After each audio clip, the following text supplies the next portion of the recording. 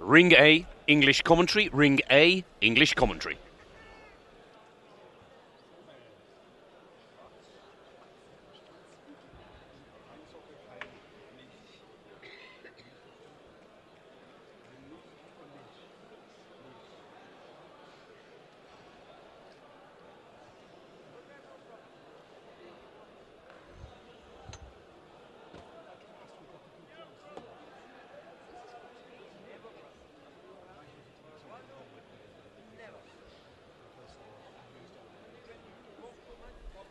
Ring A, English commentary. Ring A, English commentary.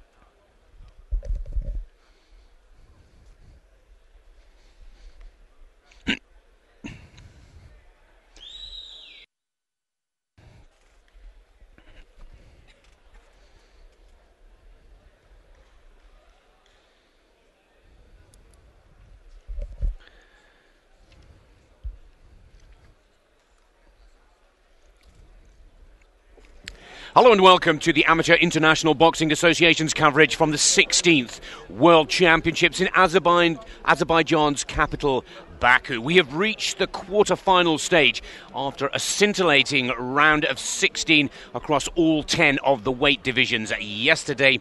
We're now getting into the closing stages, and it really does promising to be a very exciting day indeed.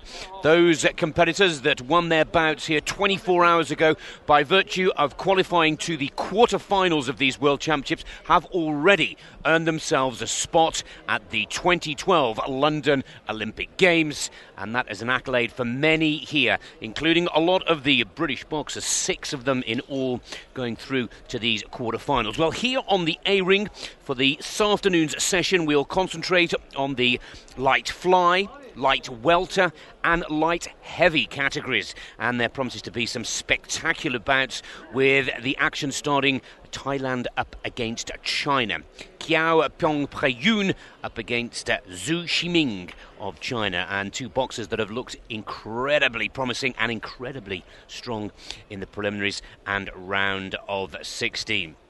Well, these bouts being broadcast to over 100 countries worldwide, proving the interest, success and overall interest in the world of boxing as the Olympic Games draws ever near. The World Championships, of course, held every 2 years, from Milan in 2009, Chicago in 2007, to Azerbaijan and their capital city Baku hosting this 16th Worlds. There's the confirmation of the light fly, light welter, light heavyweight quarter-finals. A rest day at the World Championships here tomorrow, with the semis on Friday and the finals on Saturday.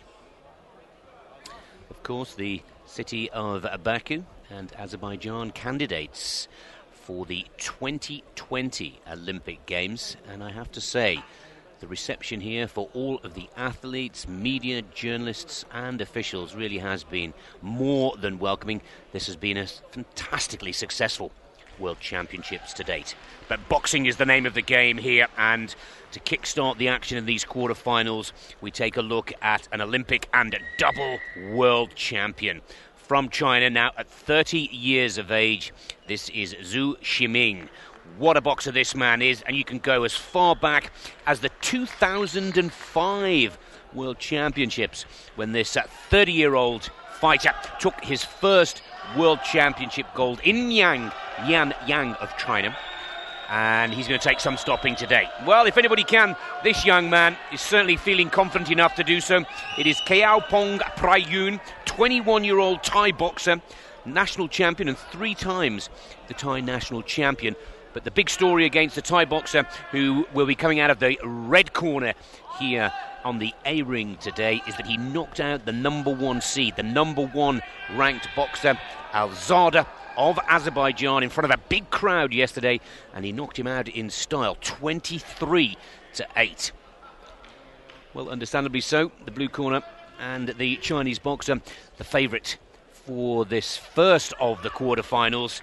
But who knows, this youngster from Thailand, after his sensational performance 24 hours ago to knock out the number 1 ranked boxer and number 1 seed at this championship, can he do it again?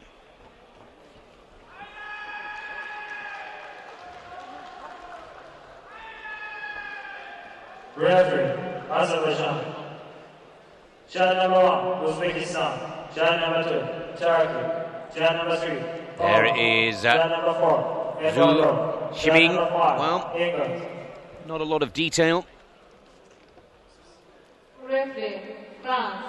Judge number 1, Croatia. But of course, the blue corner, Beijing Olympic champion, Kumar. 2 times world champion. China. Now a referee who will be looking after the boxers in the ring here. That's really what it's all about for these referees, their safety and to secure that the rules and regulations are adhered to. I've seen some excellent work from all of the referees in these championships to date. Husinov from Azerbaijan, local referee, which is good to see. 3 3-minute rounds for a spot in the quarterfinals at the World Amateur Boxing Championships. Thailand in the red, China in the blue. Seconds out, here we go. Shiming, Shiming looked so confident in his early rounds. 12-5. Very, very straightforward victories. And as we said at the beginning of this bout, just before the boxers entered the ring, the Thai boxer knocking out the local hero from Baku here in Azerbaijan. Not knocking him out, beating him on points, taking him out of the competition. But here we see Shiming already starting to show his speed, his skill and experience. Definitely the name of the game for the Chinese boxer from the blue corner. 9 years the senior. Oh, but there's those big punches. A good combination from the Thai boxer. He's just like yesterday in his round of 16 bout against the number 1 seed. No signs of nerves. He's got a big punch. Works the jab well. But a very dangerous left hook.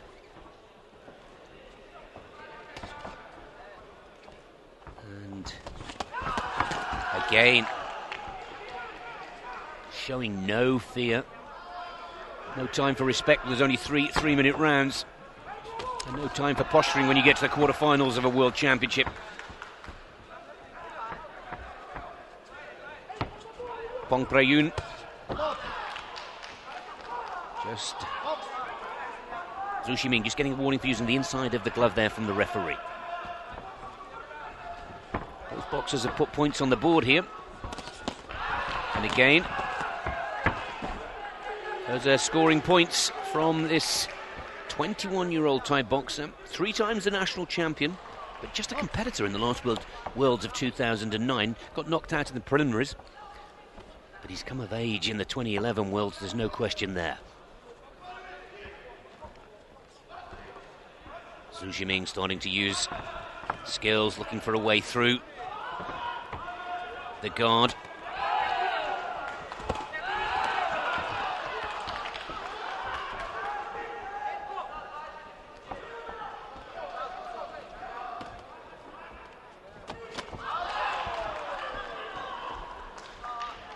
Well, it's a good opener for both boxers.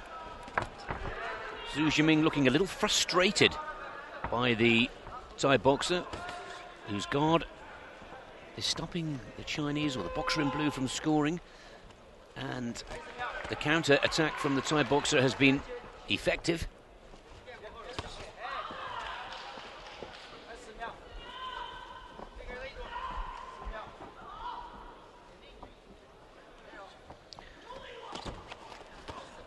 Last few seconds of the opening round. Well, a good start, but it's the Chinese boxer in the blue corner, as predicted before the start of this bout, that takes the early lead, 4-1 for Shiming. But I think a little surprised by some of the combinations trying to put those combinations together by the Thai boxer. But again, not only one of the most experienced, but the oldest competitor in the competition. There's the confirmation of the judging scores. Each and every one of the 5 judges has Shiming ahead. Some a little more than others, but remember, the highest and the lowest are taken away, and the mean average of the 3 remaining scores is how we determine the score. 4-1, 3 ahead. Now this is where Shiming, in his previous bouts, has just changed it up a gear. And he will look to draw further clear and then coast to third, I'm sure.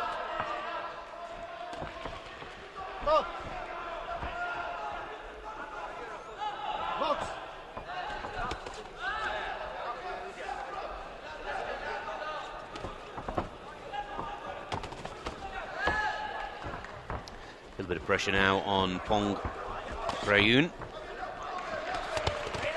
Tying the red, that's a nice uppercut there from Shiming.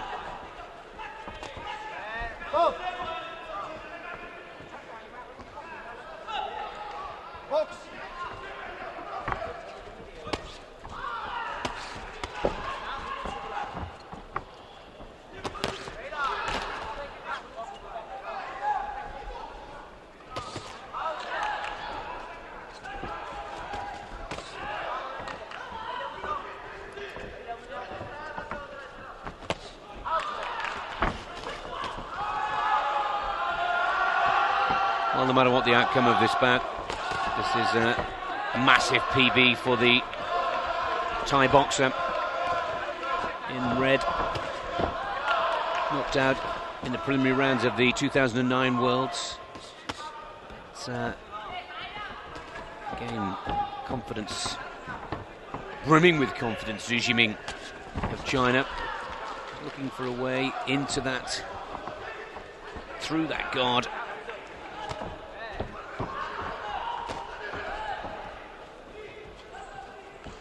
And of course, the goal for Xu Shiming of China here is to take his third World Championship gold and put his name along some of the greats of the sport. The Cubans, Stevenson, Herrera. And of course, there's only one man that's got a few more titles than that, and that's the great Felix Savant. 6 World Championship golds, along with 3 Olympic golds. But the good news is that Xu Shiming has already qualified now for the London Olympics, where he'll be looking to defend his Olympic title.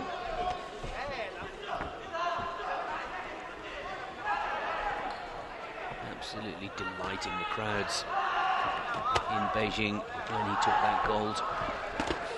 And he's preparing to defend that title with style here. Good work again, methodical scoring, wearing down his opponent, not just physically but mentally as well. And you can see Pongrayoon getting a little frustrated, finding it difficult to land the blows, to score the points. Inside of the glove, another warning there for Xu Shiming. There's the bell for the end of the second round. And another comfortable performance. 6-3, I see on the computer screen, just next to the A-ring, where the light fly action is coming from. And that takes Xu Shiming in the blue. 6 points clear, 10-4. Still a look at some of the slowish, and there was the use of the inside of the glove, which Xu Shiming took a warning for. But again, good 1-2 there. To take the second comfortably. Looks very relaxed, doesn't he, one has to say. I don't think he wants to get overconfident in this situation, but Pongrayoon had his moment yesterday in the opening round of 16, taking out top-seeded light flyweight boxer. And now, surely for Xu Shiming, just needs to keep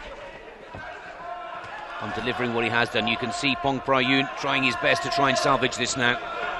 And he's going to take a few more risks to try and score those extra points, and will leave himself susceptible to the counter-attack from Xu Shiming. Leave himself susceptible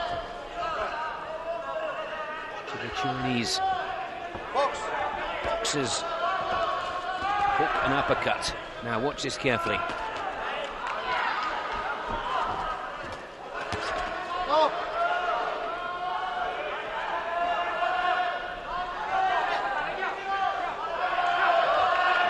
And there's a warning for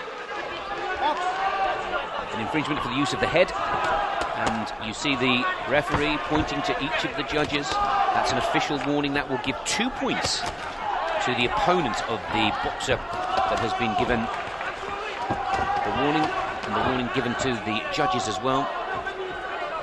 So Pongrayoon now given a little bit of a helping hand here with 2 extra points in this third and final round. And can he use that to his advantage? He's got to make up 6. It's a massive task.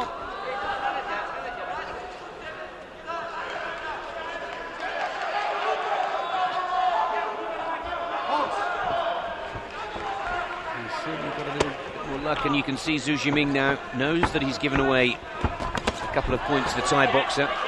He too now is starting to load up the big guns.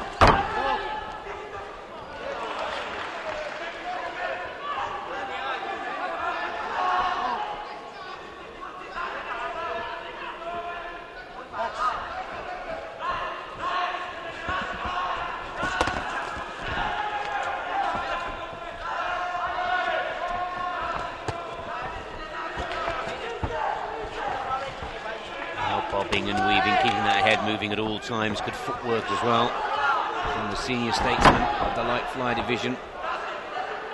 Arms getting interlocked and been almost wrestled to the ground there.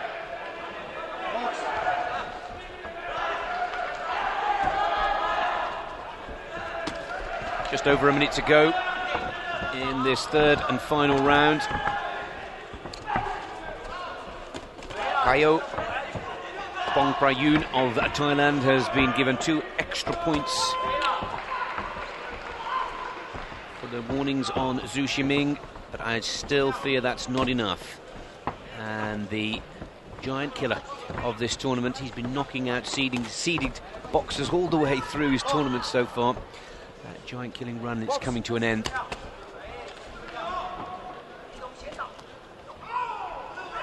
Just 30 seconds to go now on the clock, and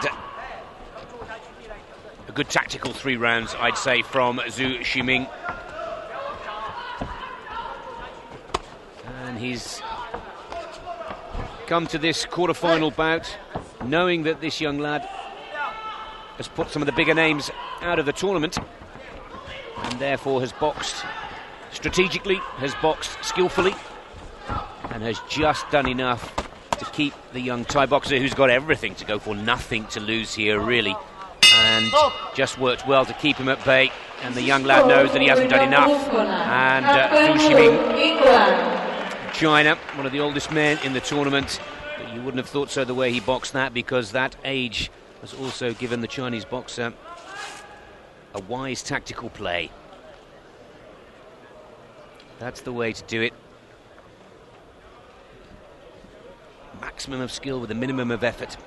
Doesn't look to have even broken a sweat, does he?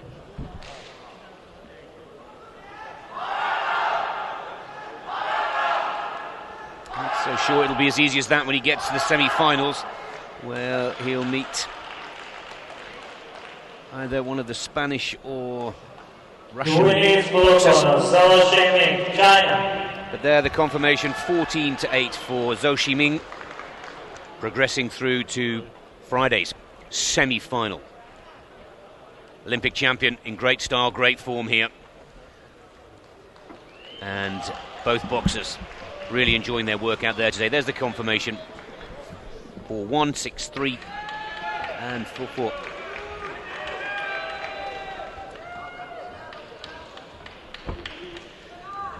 Shiming of China is the first winner of our quarterfinals here in Baku, Azerbaijan, here today, and comfortably moves forward to the semi-finals.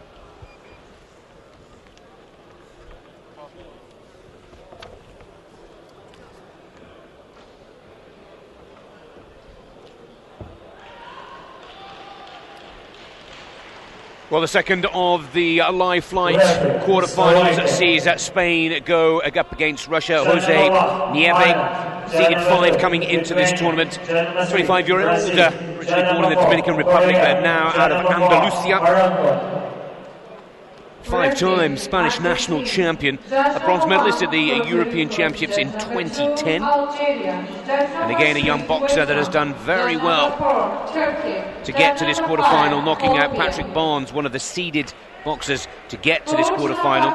The big favourite, though, is the Russian boxer, 28 years of age now, at 158 centimetres. This is David Ayrapetyan, silver medalist at the last World Championships in 2009 in Milan, beaten by Serdamba of Mongolia, twice a national champion.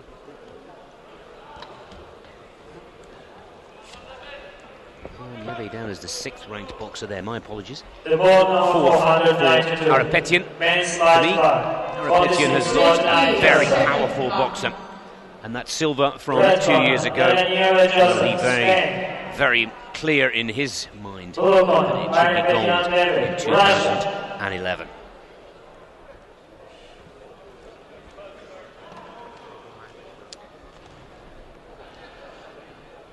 So the Russian boxer in the blue corner, Spanish boxer out of the red. The Russian boxer, more experience. This is his 3rd World Championships now, and a participant at the 2008 Olympic Games in Beijing, of course. 3 years the senior to the Spanish boxer.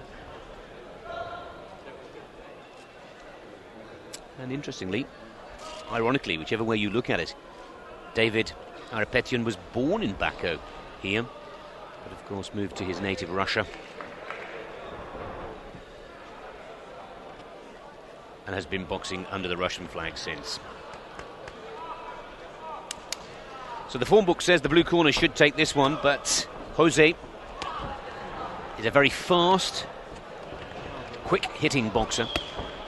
Dynamic style for David Ayrapetyan. He's got a big punch. Let's watch this very carefully indeed. Two contrasting styles, or certainly two contrasting styles that we've seen in the preliminary and round of 16 coming into this quarter-final in the A-ring. And already the Russian boxer looking to open up that defence, open up that guard.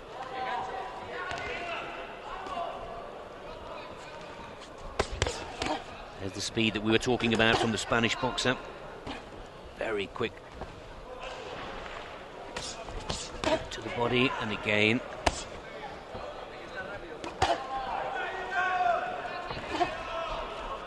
Nice uppercut there from the Russian, not quite making contact and scoring the points. But again, Nieve of Spain, very quick on the counter.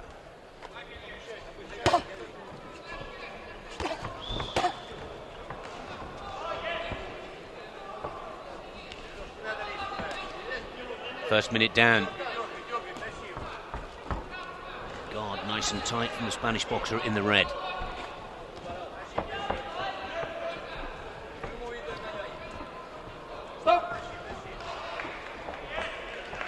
Let's see some boxing, the referee says. Now there's that big right hand from the Russian boxer. Just loads it up with the jab.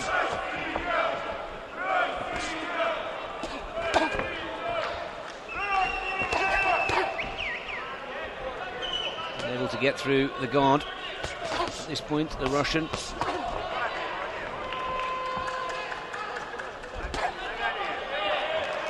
the hook does.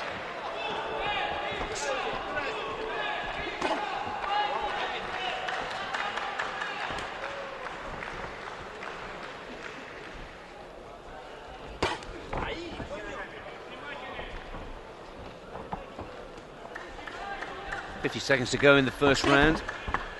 Good work from both boxers here. Very closely matched. And David Ayrapetyan now starting to just wind it up a little as we draw to the close of this first round. 30 seconds and counting. Good infighting there from the Russian. Needs to get the uppercut through and underneath the guard.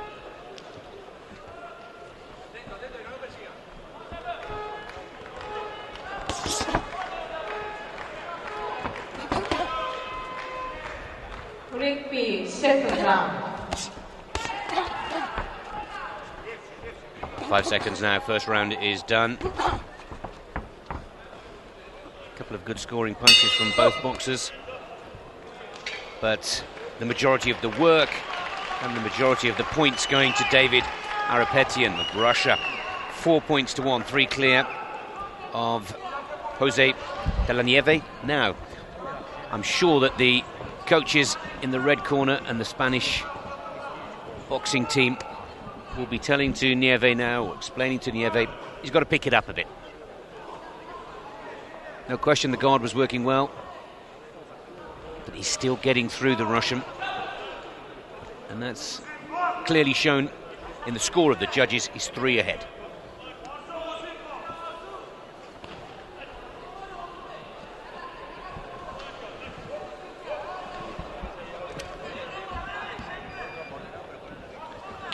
All 5 of the judges agreeing that Ayrapetyan was the clear winner of that first round. And now the second round tactic for the Spanish boxer, surely, will be to open it up a bit, take a few more risks, but see if he can get inside. the Russians guard and claw back those 3 points that he's now behind. And this is what we expected to see.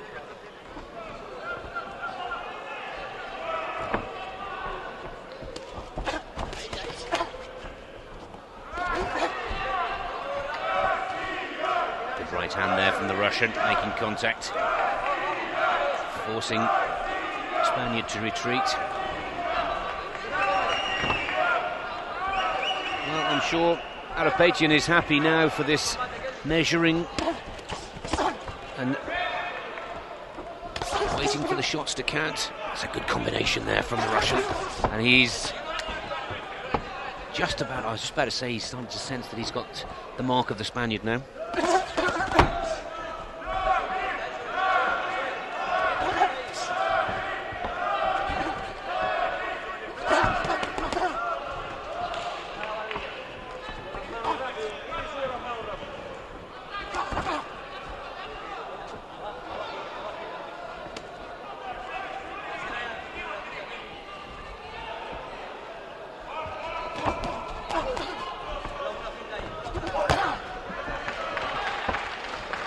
Work from the Russian again.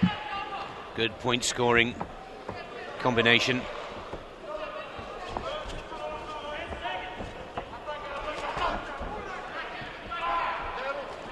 Got to change the tactic. Nieve. Because it looks like the Russian boxer in blue has got the measure now. He knows exactly what's coming. He knows exactly how to counter.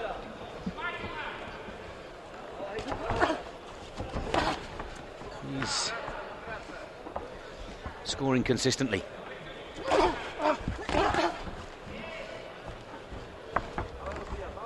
Don't get me wrong, both boxers really working hard for the points here. But Ayrapetyan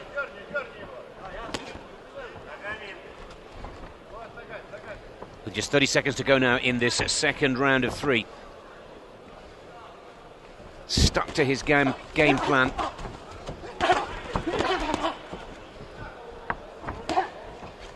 And he's outboxing the Spanish #1 and national champion. There's another good uppercut underneath the guard.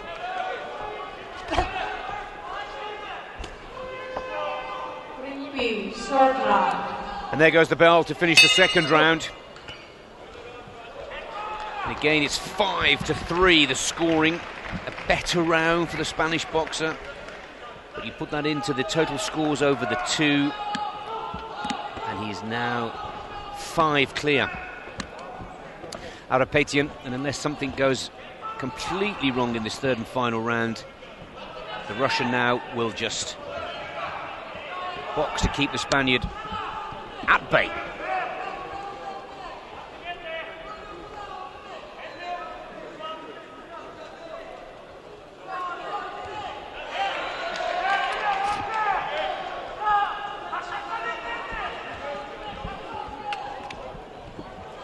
Well, Ayrapetyan, of course, if he's successful in this third and final round, will go into the semi-final to meet Shiming of China. And that is will be a classic bout on Friday here in the Gadzhialieyev Sports Complex in Baku, Azerbaijan.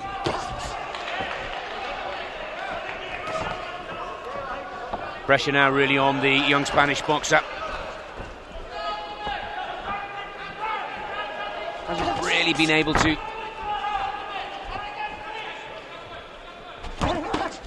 find his rhythm.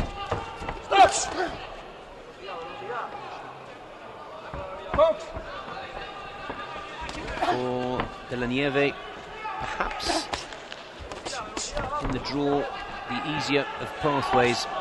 This is the first seeded boxer that he's met on his way through the prelims and the round of 16. And just doesn't seem to be as confident. Now he's prepared to take a few more chances. He knows he's got to start scoring points and scoring very quickly. But Ayrapetyan is having nothing of it. There's a good hook again from the Russian. Right on target to the head of Nieve. And Again, another good combination, and Ayrapetyan is enjoying this now. He knows exactly how to approach.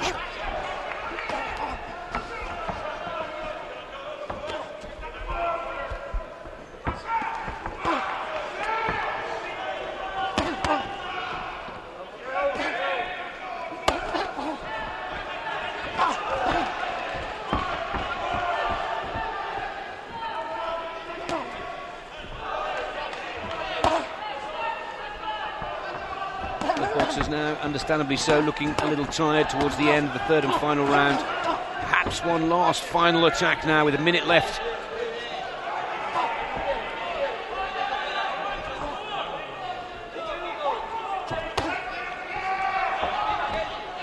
But Ayrapetyan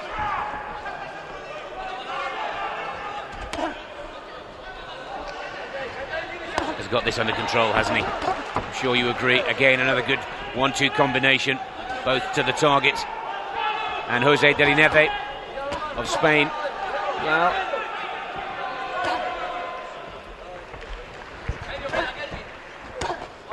very nervous, I think it's fair to say, at the start of the first round, and that allowed Ayrapetyan to settle, put the first scores down. A little better from the Spaniard in the second round, but now the third. Again, the Russian showing his skills and showing us exactly why he took that silver medal in the last World Championships for the Amateur International Boxing Association in Milan back in 2009. There goes the bell. The Russian will go through, no doubt there. And David Ayrapetyan will be heading for a semi-final showdown with Shiming of China.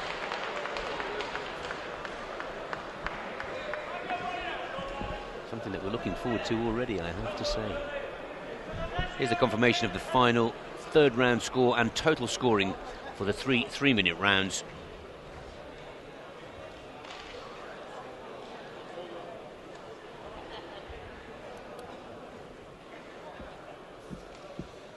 The winning score from Ayrapetyan David, Russia. 15-8, the final score. David Ayrapetyan for Russia goes through to the semi-finals, meeting the Chinese boxer Zhu Shiming. The next bout to see whether the Chinese or Russian can book themselves a spot in Saturday's final, with the second quarter final comfortably going the Russians' way.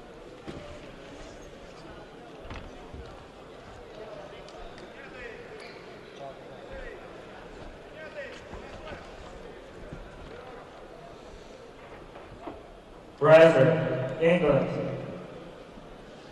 Judge number 1, Hungary. Judge number 2, Germany. Judge number 3, Ecuador. Judge number 4, India. Judge number 5. Well, the defending world champion is next up on the A-ring here in Baku. This is Serdamba, Purevdorj of Mongolia. He's actually ranked 3, but he won the gold in Milan 2 years ago, and he beat the man that we've just been watching to take that gold, David Ayrapetyan of Russia, 10-5. He's been looking very good here in the prelims and the round of 16, just 26 years of age at 165 centimetres. And Cuba has brought a young rising star to these World Championships, and he's been pretty impressive up until now as well, at just 19 years of age from Villa Clara. This is Yosbany Veitia.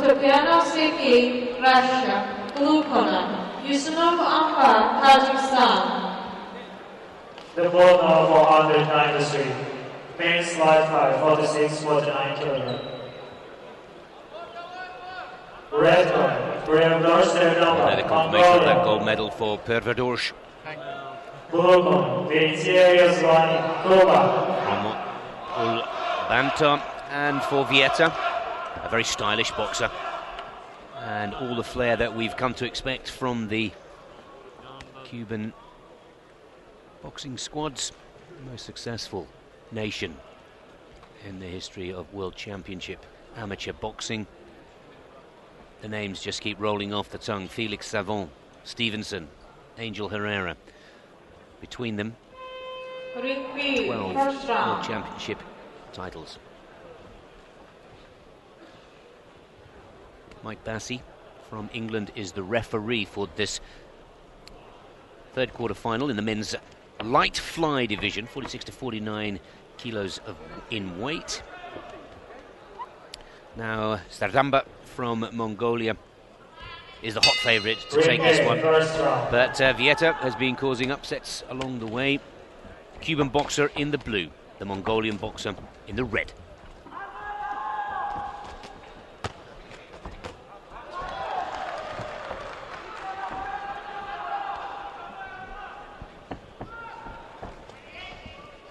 And Purevdorj already showing the Cuban that there's no sizing up, no hanging around when you're in the quarterfinals. Good combinations, fast punches. Well, Veitia in his round of 16 and his prelim rounds showed us for a youngster, remember still a teenager at 19, that he can take a lot of shots and still come back. Some of his counter work was really impressive against Feramoska in his last round. Again, pummeling the punches into the lower body. 4, 5, 6, and a count from the referee makes no effect or any change to the scoring, but you can see how it just raises the confidence, and the defending world champion knows that he's got this young Cuban in trouble here, and he's been putting in some very hard blows to the body, and this could be over sooner than we think. Only just past the halfway point in the first of the 3 3-minute rounds, and he really has been pummeling the youngster. And here he goes again. Very fast body punches.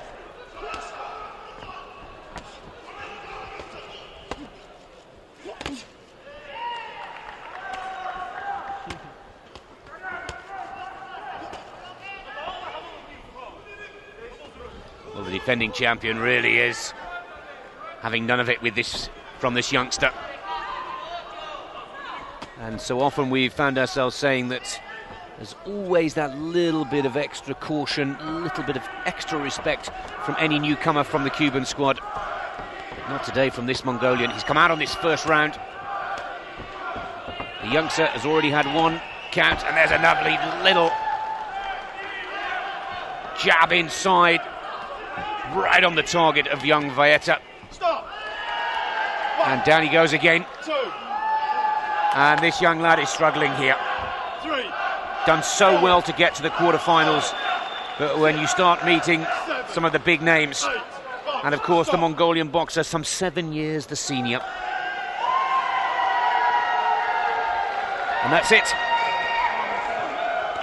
The referee has said enough is enough. And the referee stops the contest in the first round. Serdamba Purevdorj of Mongolia has wrapped up his quarter-final very quickly indeed. Take a look at this. And the body blows that he was putting into the young Cuban were just phenomenal. The winner is red corner, Purevdorj Serdamba, Mongolia. RSC stands for referee stops the contest. 2 minutes 44 into the first round. And the defending champion out of Mongolia sends a chilling message to the other semi-finalists. That's what you can expect. Scoring at 6-2. Great work from Serdamba. Again, in some of the slow motion pictures of this explosive work. Twice the Cuban down. And the referee says enough is enough. The Mongolian defending champion from 2009 moves forwards to the semi-finals of the 2011 World Championships.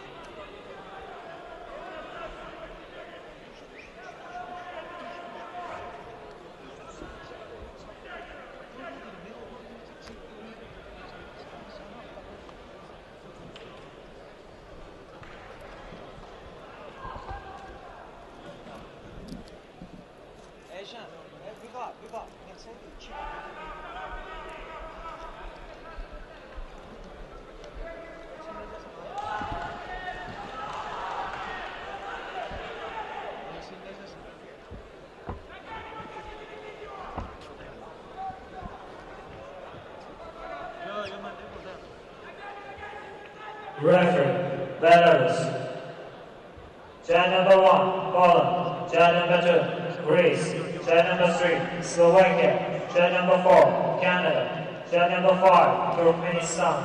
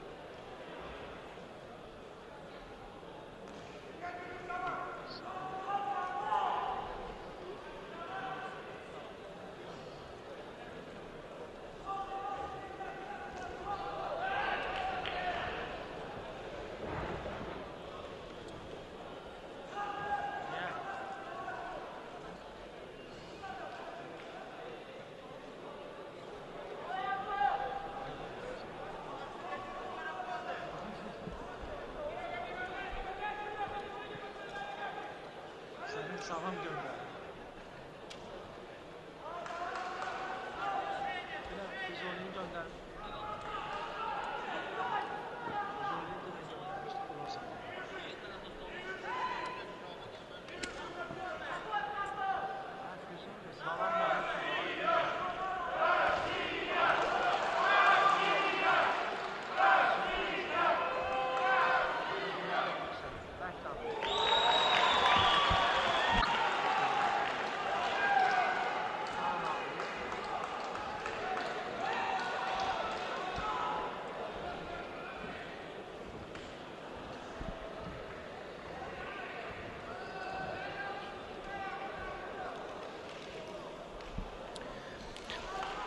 The last of the quarterfinals in the men's light fly division here in Azerbaijan. India against Korea. Devendro Laishram from India and Shin from Korea.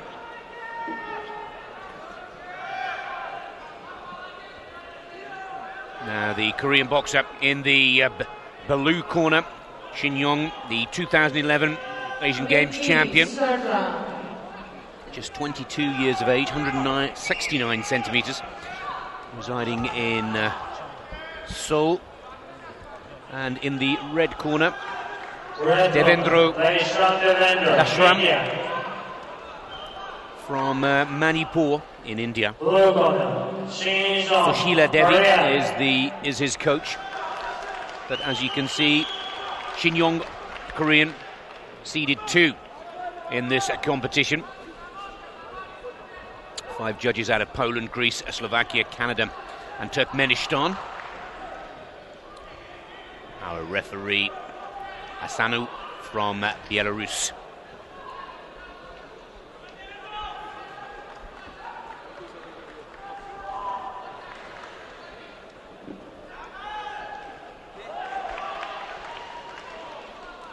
Well, I have to say, he's not ranked number 2 in this competition for nothing, the Korean boxer in the blue corner.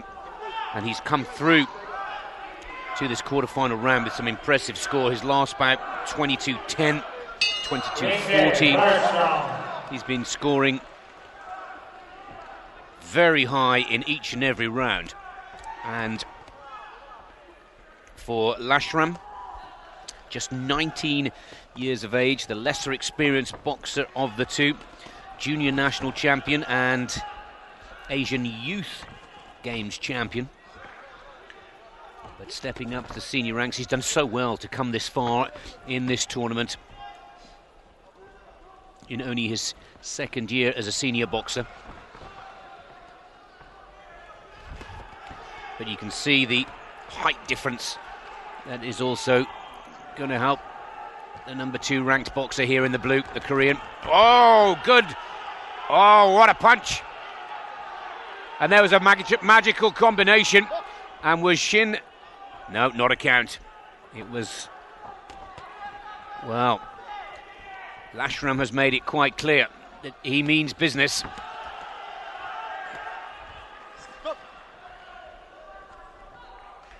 Just using the inside of the glove to push the opponent away.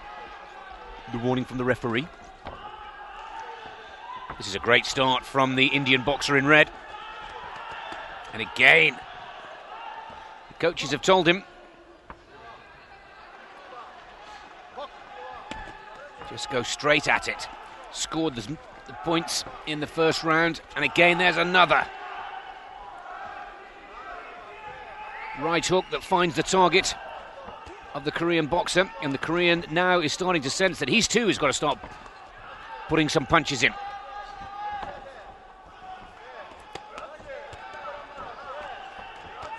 Good left hook again.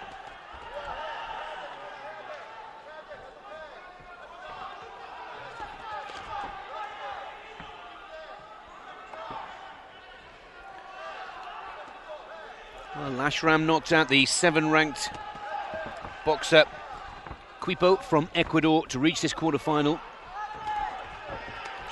And if you were with our action from these World Championships yesterday, you'd have seen that performance, not quite as aggressive or as frenetic as this, but there is no question that the Indian camp have studied their opponent hard and have decided this is the way you've got to go at it.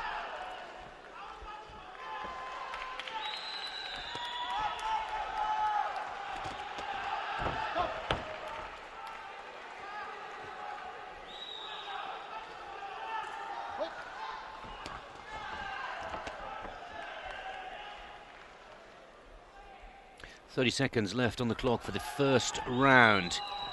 3 3-minute rounds, of course, in international boxing amateur competition. And Shin is just finding it difficult to size him up. Again.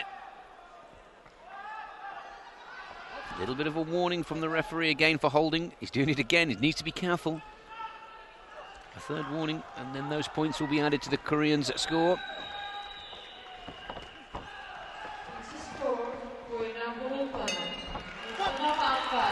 There's the bell. And a high-scoring match from both boxers. The Korean just with the advantage, 11-9.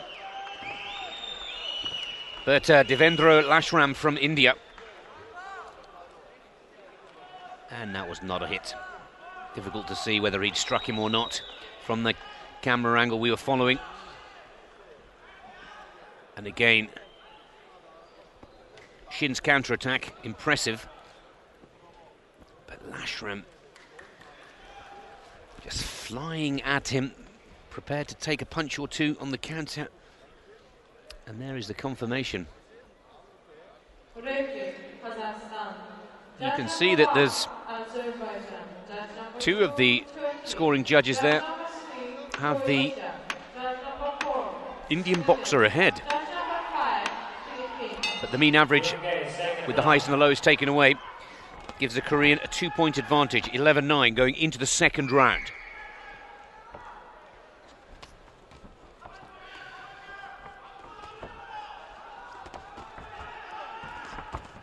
The winner of this quarter-final will meet the Mongolian defending champion, Purevdorj, in the semi, to be contested here at the Heydar Aliyev Sport and Concert Complex on Friday. A rest day here at these World Championships, a well-deserved rest day for many of these boxers.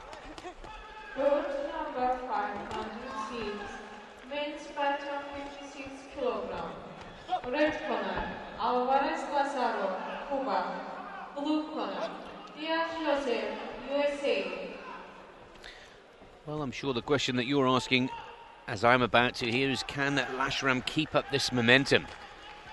Can he keep up this tempo and speed of punches? Because here we see Shin picking his target, working his way, looking still very sharp. Of course, the top-ranked boxer in this division knocked out in the round of 16.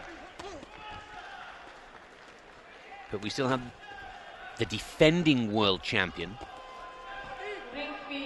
and the Olympic champion, still in the competition for the light fly category.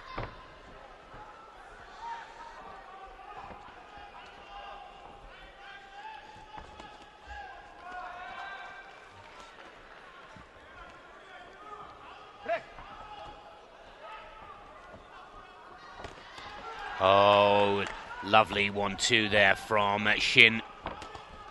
And that's a good scoring.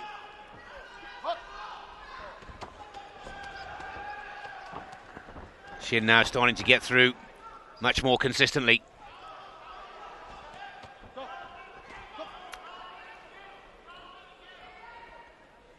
Still pushing away, there's the indication from the referee.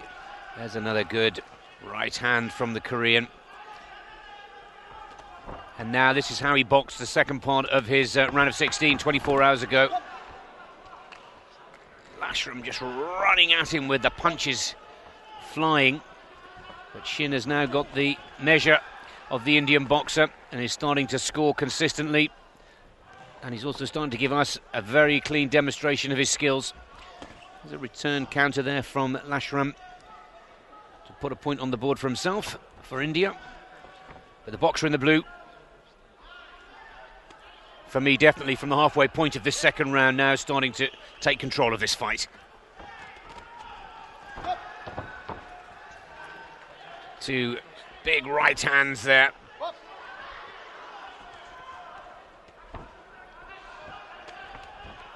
A lot of punches thrown from the Indian, but a lot of them way past the mark, off the target. And for Shin, well, the Indian wanting to continue before way after the bell had gone there. Comfortable win for the Korean in that second round, 9-5, further 4 points ahead of the Indian, taking his score to 20-14. Now 6 points clear going into the third and final round.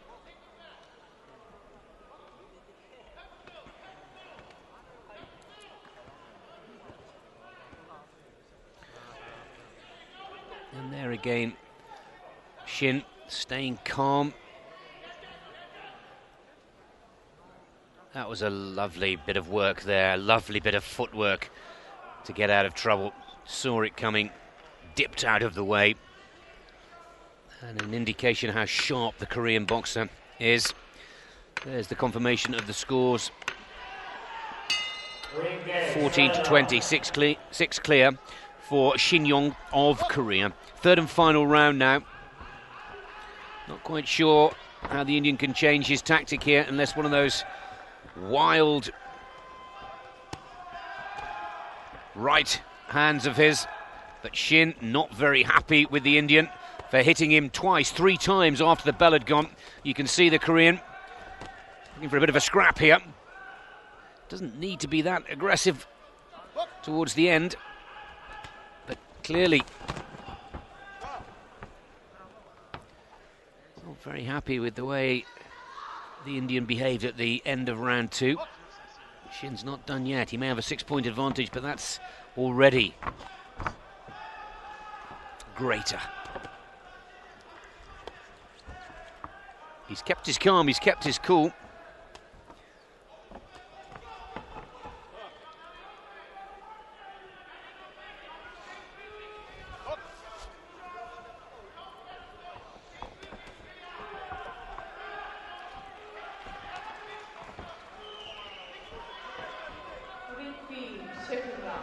Again, if he's bobbed and weaved and ducked his way out of the Indians' attacks once, he's done it half a dozen times now, and it's easily predictable. Shin,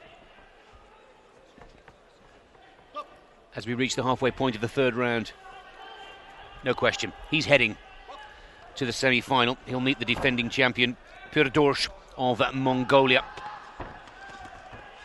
That will be a spectacular bout, there is no question.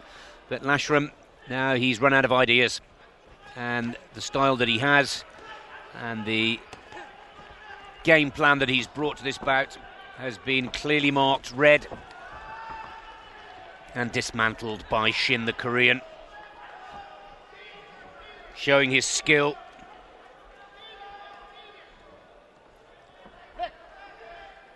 And showing that he's definitely a medal contender here.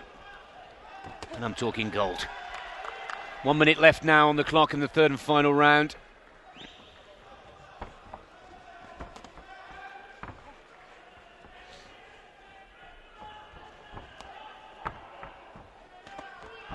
Oh, there's a good strike and score from Laishram. For every 4 or 5 that he throws out there, 1 or 2 are getting through. In comparison to every 4 or 5 the Korean throws, 3 or 4 are getting through. One of the highest scoring bouts that we have seen in these quarterfinals. Frenetic pace from both boxers. They really have been punching as fast and as precisely and as actively in the third as they have in the first. But 10 seconds now, just over to go. Little slip there from the Korean, no worries.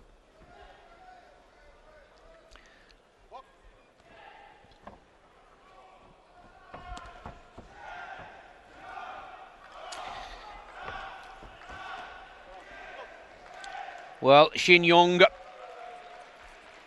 of Korea in the blue corner, who took a bronze medal at the World Championships back in 2009, comfortably progresses to the semi-finals here in 2011. The question is, can he get himself a spot in the final and a shot at gold or silver to improve on his performance from the last World Championships in Milan in Italy? The boxer out of Seoul, comfortably progressing through to the semi-final. Well, he'll meet the Mongolian Purevdorj, who of course is the defending champion. Let's get the confirmation of the scores and the winner of this final quarter-final in the men's light fly.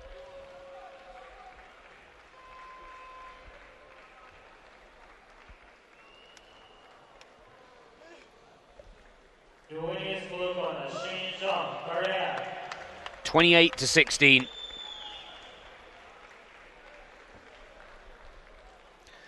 Very impressive performance. And Shin for Korea goes through to the semi-final. That's the end of the light flyweight quarterfinals. And we now move on to the men's light welter quarters here on the A-ring.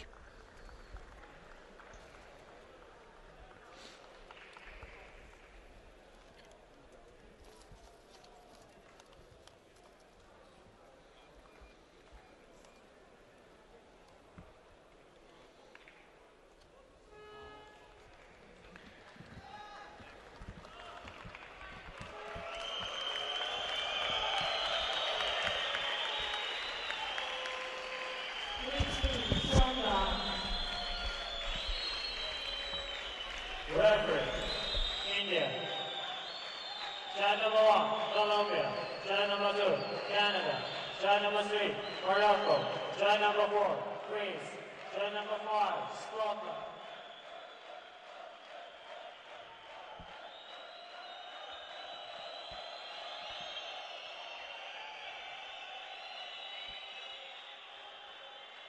The board number 495, inside welter.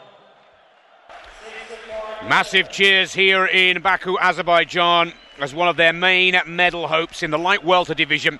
64 kilos goes into action in the blue corner. Gaybatulla, Gadzhialieyev, just 20 years of age, a World Series boxer. Part of the Baku Fires team, goes up against Berinchyk from the Ukraine. World Uni Games champion, 23 years of age. Should be a very interesting bout here for the Azerbaijani. Well, a bronze medalist from the recent European Championships, I should say. Beaten by Ireland's Raymond Moylet, 18-16. Alvaro, Jermaine, Hassan, Budashis, the main judges, our referee for the first of the 4 light welter contests.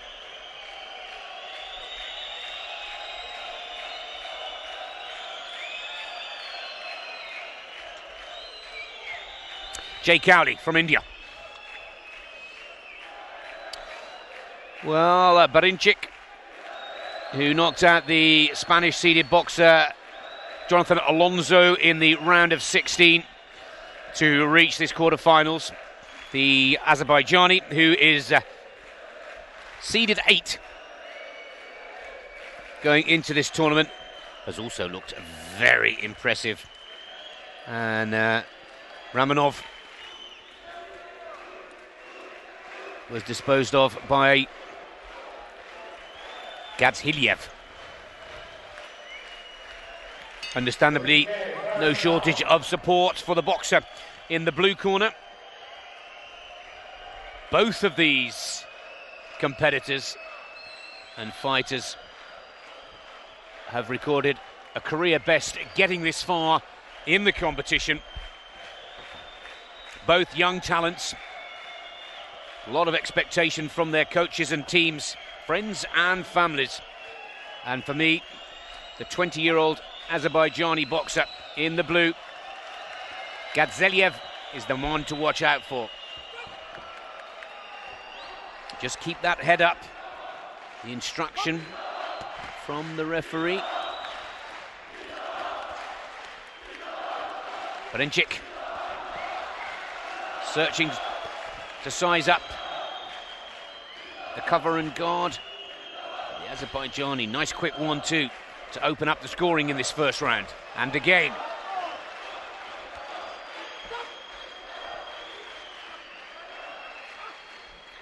Well, the World Series Boxing Championship, where boxers from the amateur ranks box under semi-professional rules, no head guards, no vests, 5 rounds, not 3, which we're used to in international amateur boxing. Good exchange from both boxers there, with teams from cities across the world. And the Baku Fires have been one of the successful. The Beijing Dragons, the Istanbuls, the Leipzig Leopards, Moscow Dynamo, just to name but a few.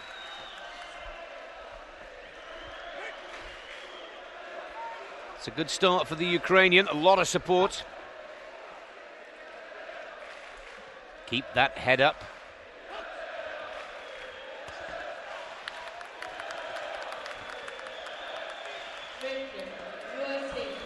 Good infighting from the Ukrainian in the red, and he just landed a big blow there. And again, 1 minute in, and Gadzhialieyev this time being pulled down by the Ukrainian. And the referee stops the fight and continues once again. Just a minute left to go in this first round. That's what we need to see. Those fast counter punches from the Azerbaijani boxer in blue.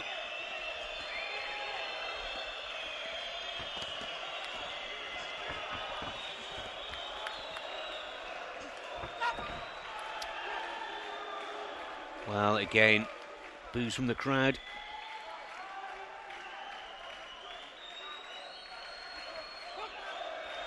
Holding and throwing the box around, the warning there for Berinchyk. Good, strong, hard-hitting punches from the Ukrainian. Again, pushing the opponent. There's a rule infringement. The fight is stopped. And both of these boxers throwing hard punches in this first round. Oh, and a 1-2 there. And I think that Gadzhialieyev, has been given a warning for too low with the head. That's a nightmare for the Azerbaijani boxer. That automatically gives 2 points to the boxer from the red corner, Berinchyk. And Berinchyk senses now that with that 2-point advantage, he can go on and take this first round of 3. There's the bell. And 6-5 for the Ukrainian in the red. That could be one of the key points possibly even the turning point of this first quarter-final in the men's light welterweight division. Denis Berinchyk, at this point, was trailing until the referee gave one warning to Gaybatulla of Azerbaijan. And those 2 extra points awarded to the Ukrainian give him a 6-5 and 1 point lead going into the second round. Some big punches from both boxers.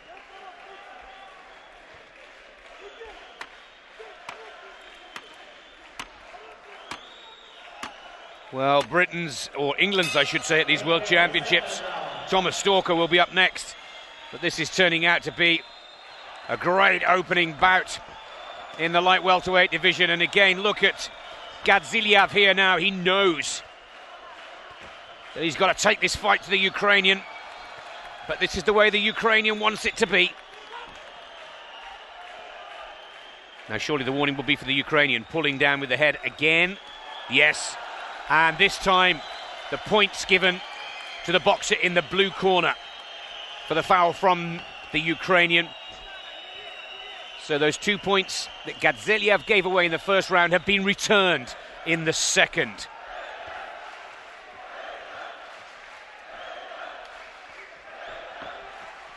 Good jab work from the Ukrainian.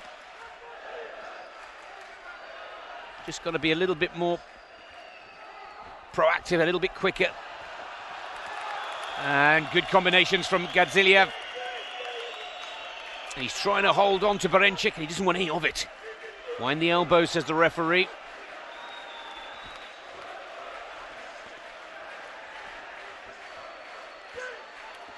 Good uppercut from Berinchyk. Hitting the target, taking the point, and again. Good combinations. And, oh, but a good counter-attack from Gadzhialieyev there. Don't turn around from the opponent. No spinning around. Oh, the Ukrainian. 4 good blows to the head, and that automatically causes the response from the referee to stop the bout, and an 8 count for Gadzhialieyev. It doesn't affect the score in any way, but what it does do is gives the Ukrainian, well, another adrenaline rush. Look at him go now.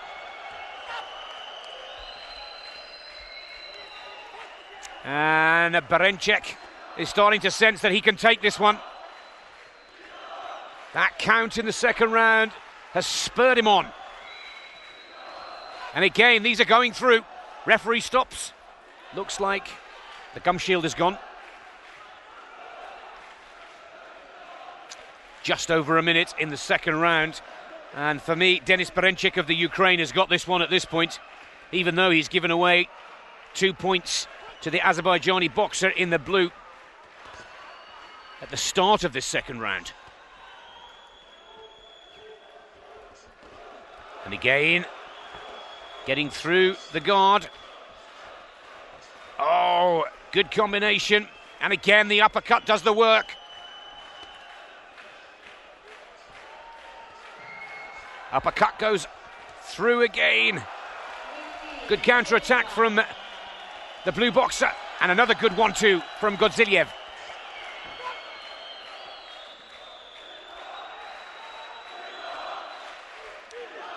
There's the crowd trying to cheer on Gadzhialieyev. Looking a little tired towards the end of this second round, the Ukrainian, but keeps those punches going, almost like a pendulum.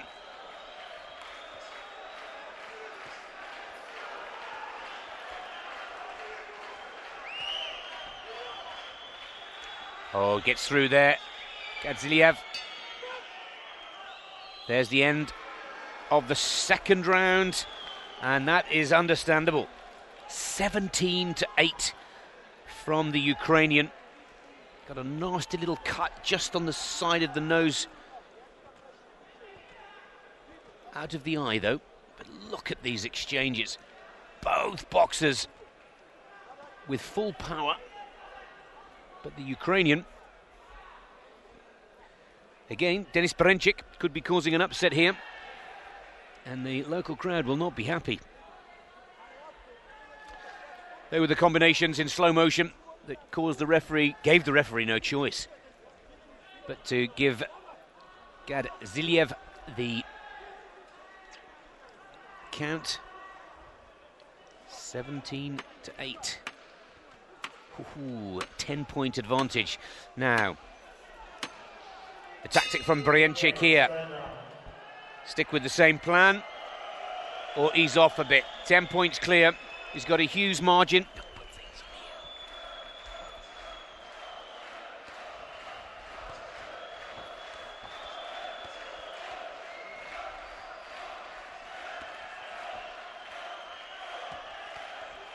And look at this. A real gutsy performance from the Azerbaijan boxer. Oh, lovely uppercut there from Berinchyk. And it stops Gadzhialieyev in his tracks.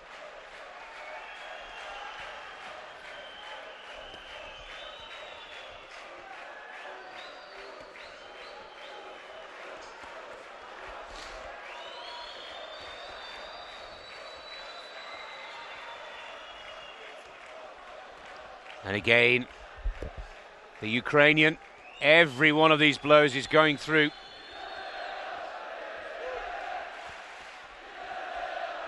There's no more to give here from the blue corner.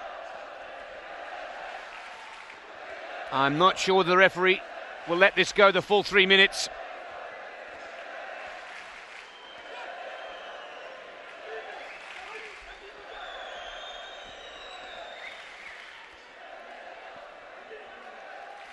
Well, the punches are powerful, they're accurate, but they have just not stopped coming.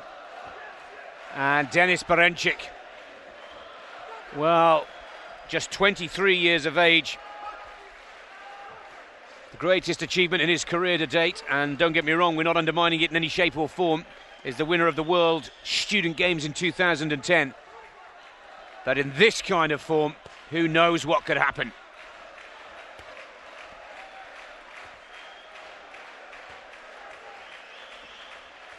Oh, again, uppercut goes through and the hook. Again, the 1-2, both scoring.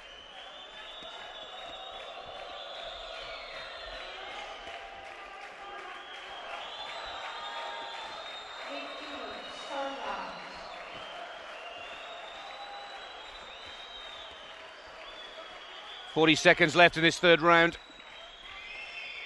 I've got Berinchyk way clear. Now tiredness starts to show on both of the boxers.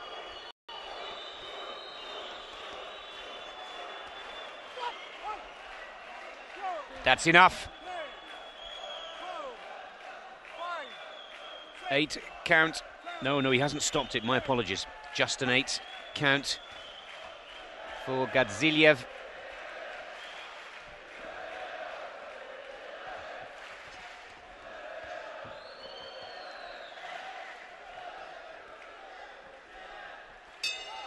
That's the end of the second quarter-final in the men's light welter division. What a performance from the Ukrainian boxer. And Berinchyk is the first semi-finalist of this weight division. And quite an upset here. Gaybatulla Gadzhialieyev of Azerbaijan is knocked out, the 8th ranked boxer, by the unseeded Denis Berinchyk from the Ukraine. And Berinchyk looking awesome in this quarter-final.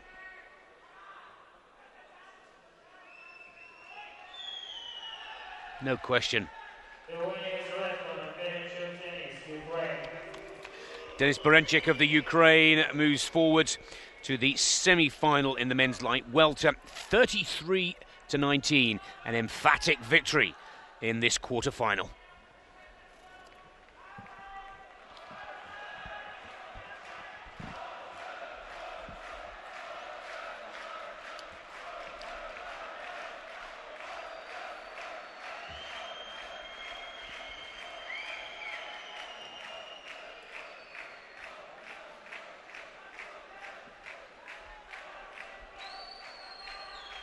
Referee, Argentina.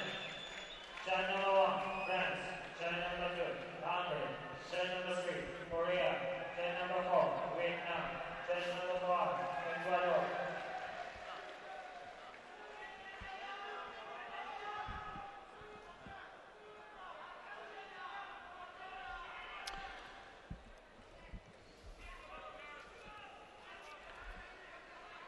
One of the 6 British boxers to make these quarterfinals is next into the A-ring. This is Thomas Stalker, the 27-year-old out of Liverpool, who's having an awesome World Championships here.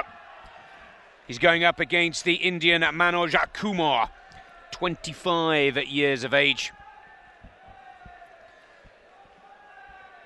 Well, Stalker, who didn't even touch the boxing ring until the age of 18, he's not afraid for anybody to say he had rather a loose and wayward youth of petty crime, but found the sport of boxing in his teenage years and has never looked back since. The whole of Liverpool are on their feet right now to see if this young man and the silver medalist from the past 2 European Championships can book himself a spot in the semis. And of course, if he is successful, he will go up against the man we've just been watching on the A-ring. That's Denis Berinchyk from the Ukraine. This is Manoj Kumar, 25 years of age, 41st in the 2009 World Championships. So I think you'll agree with me that the English boxer is the favourite to take this bout. The whole of the GB squad here in Azerbaijan, brimming with confidence, enjoying these championships. And of course, those 6 British boxers who made the quarterfinals, all qualifying for the Olympics, bar Gadzhialieyev and the Welsh boxer who may have to have a box off because we've got 2 boxers in the same weight. That's not such good news. Now, Stalker, 27 years of age, a tall boxer, 5 feet 10, 180 centimetres. Based out of Sheffield now, where the GB elite squad are preparing for the London 2012 games.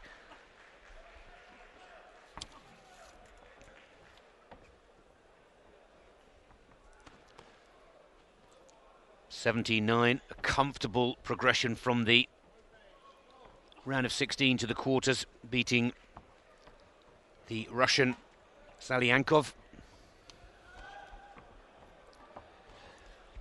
Of course, Thomas Stalker, a Commonwealth Games gold medalist in the 60 kilogram category, so down a weight. As a lightweight boxer, moving up to light welter. And he's up against the man who took the gold in the light welterweight at those Commonwealth Games in Delhi in 2010. So it's a very interesting bout here. But already you can see that the English boxer, using the height advantage, using his good reach, and starts confidently.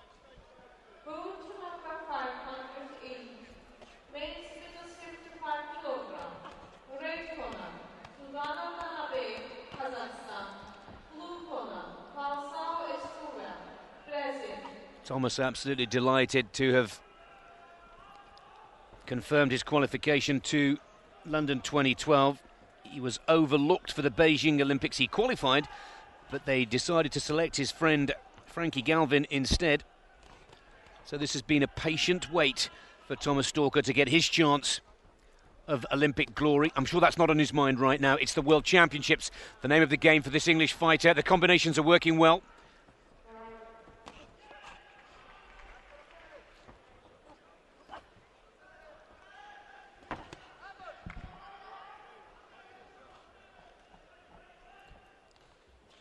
Two minutes into the first 3-minute round. I've got Stalker ahead at this point.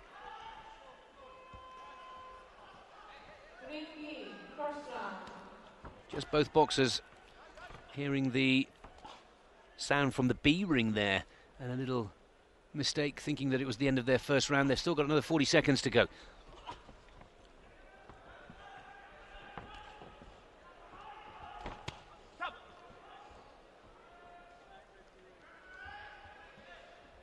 Inside of the glove, the warning from the referee for the Indian boxer in the blue corner. Thomas Stalker for England in the red. Oh, that's a good left hook there. And he's putting points on the board. Just counting down the end of the first round now. Just needs to keep it tight. And again, good work from Stalker.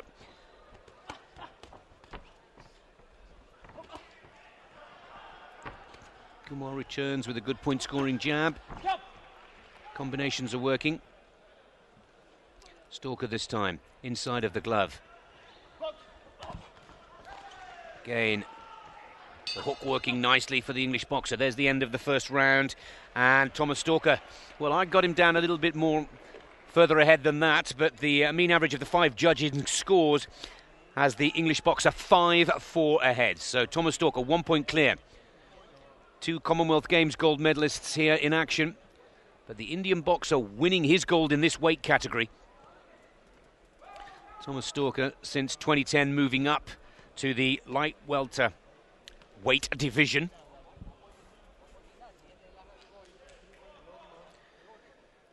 Very close.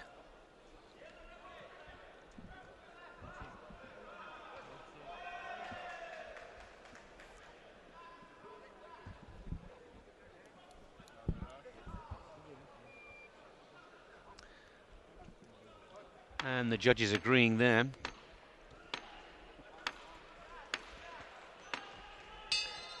Second round.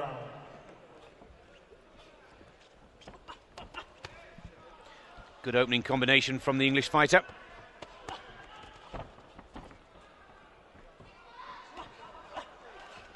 And again, another very good left hook from Stalker.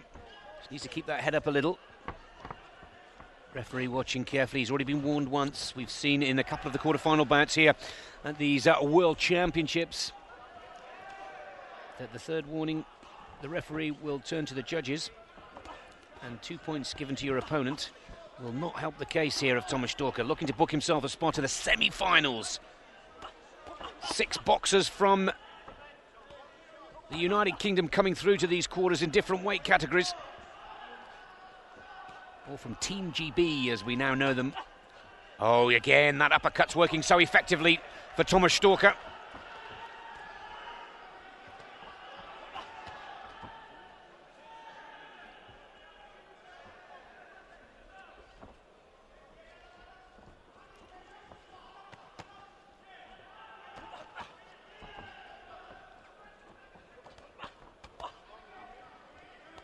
Got to keep that momentum going now. And the Indian boxer, Kumar, now not quite as sharp in this second round as the first. Oh, and again, lovely left uppercut from Thomas Stalker. That's really becoming his best point scorer at the moment. Just over a minute to go now. And my scorecard has Stalker continuing to draw clear. And Manoj Kumar, after a blistering pace and rate of punches in the first round, now seems to be slowing down just a little. That's got to play to the favour of Stalker. Oh no, 2 good strikes from Kumar there.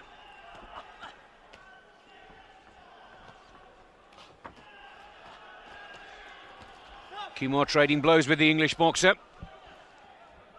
And the Indian putting together a good combination there. And to put some good scores down.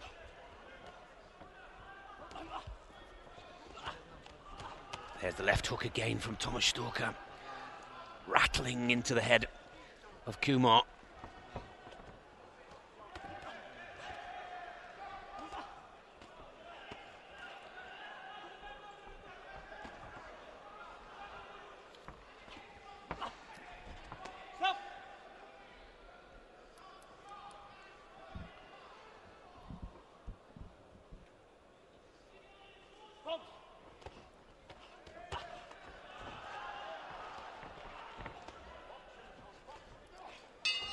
There's the end of the second round.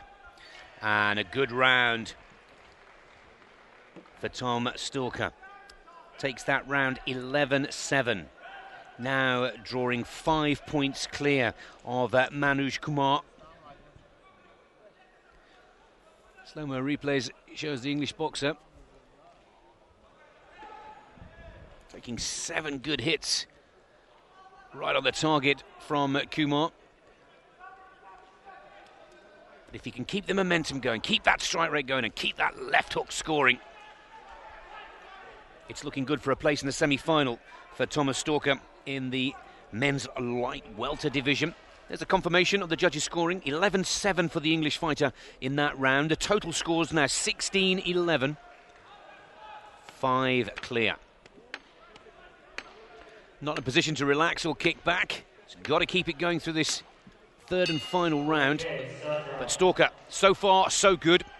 And on track for a spot in the semis. Kumar knows he's got to come a little more aggressively and have a big scoring round if he's to stay in this quarter-final and in the contest.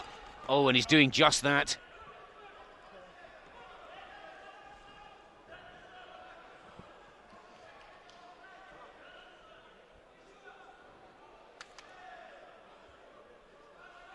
Just a slight problem with the head guard for the Indian boxer. Good close-up shot of Liverpool's, well, hero apparent, I'd say. I think I have to find him a new head guard by the look of things.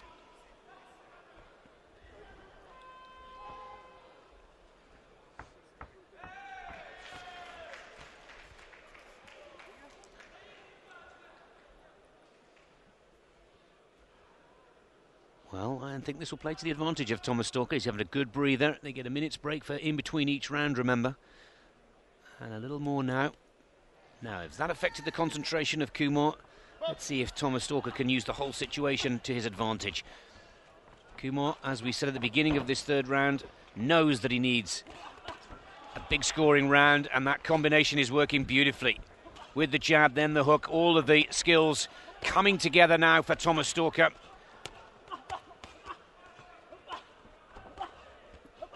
Just wants to move away. He doesn't need that many points, remember, so that's better. Needs to box clever here. The work has been put in. The referee, again, a warning for the Indian boxer in blue, using the inside of the glove.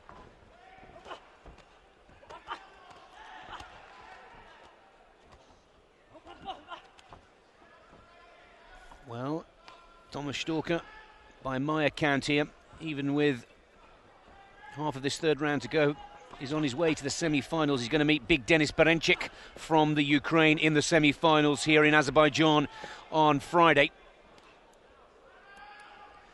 But there's absolutely no reason, with the superb infighting skills that the English boxer has been showing throughout the whole of this bout,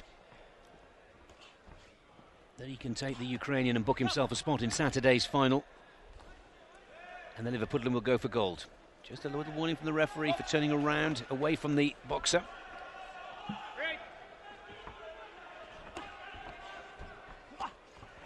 Again, there's that uppercut.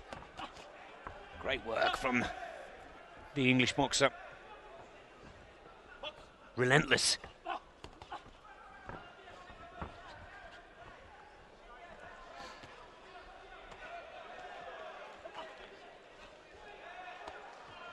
Now, 1 minute to go for Thomas Stalker. Just needs to box and keep away. Most of those shots from the Indian are going into the guard. There again, that deadly left hook from Stalker, right on target.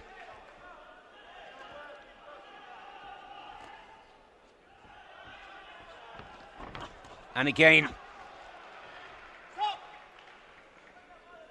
inside of the glove maybe. No, pulling, keep that head up is the instruction to Kumar from the referee. 29 seconds left now on the clock.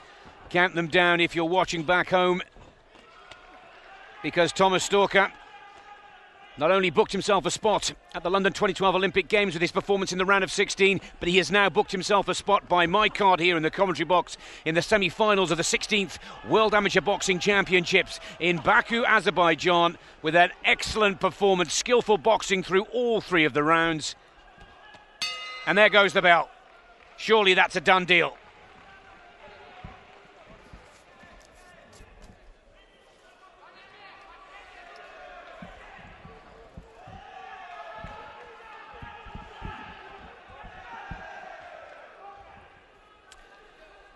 Great performance from the British boxer. European and Commonwealth medals to his name. And now he's looking to add a World Championship medal, going into the semi-finals to meet Denis Berinchyk of the Ukraine.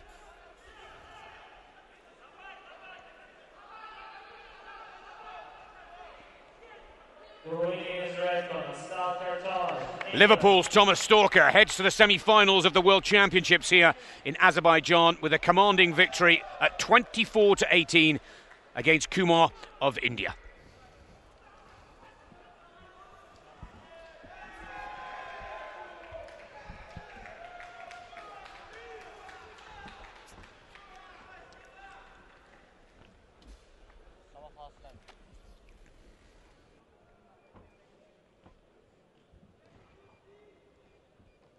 Referee, Kazakhstan. Judge number 1, Turkey. Judge number 2, Colombia. Judge number 3, Morocco. Judge number 4, Uzbekistan. Judge number 5, Vietnam.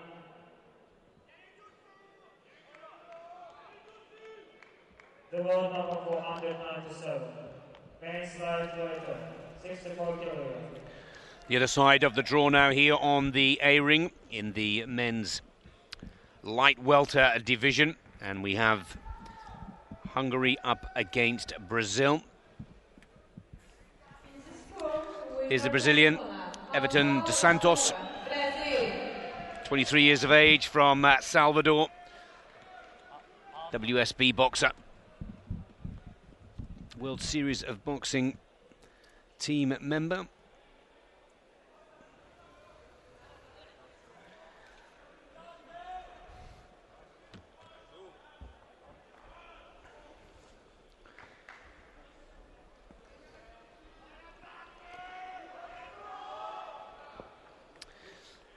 Now the Hungarian, let's take a look at his stats. 29 years of age, ranked third in this division, silver medalist at the 2010 European Championships, and in 2009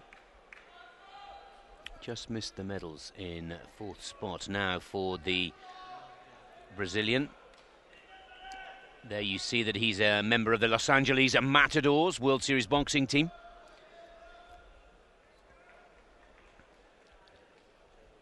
Santos won the World Military Games light welterweight division this year, his first major win of the 2011 calendar.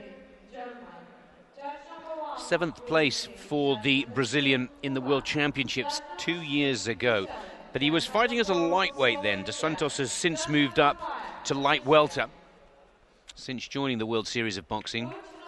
Risbayev is our referee.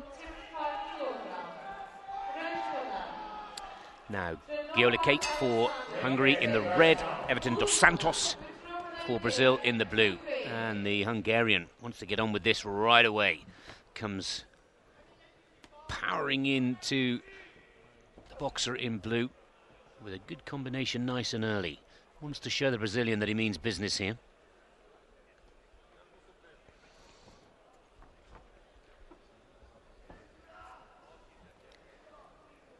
Third seed against the 6th seed. The 3rd seed, the Hungarian, in red. 6th seed, Dos Santos in blue.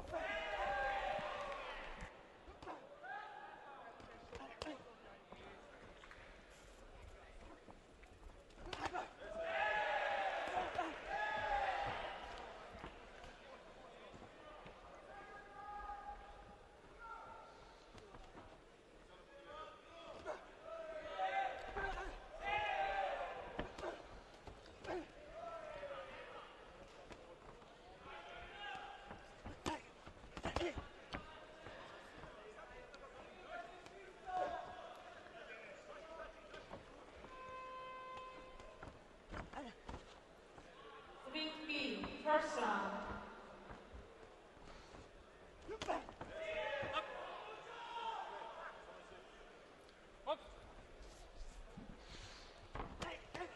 Well,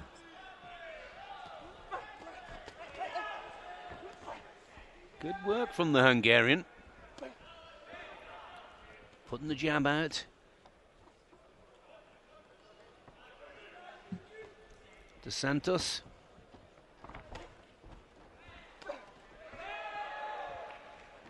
Again. Trying his best to keep the Hungarian at bay. Quite an age difference, 5 years the senior, the Hungarian. Slightly taller of the boxers. And using that extra reach quite nicely with the 1-2, the left hand working well for the Hungarian. Warning from the referee for Dos Santos just for holding. Dos Santos shows that he can put together a nice combination as well.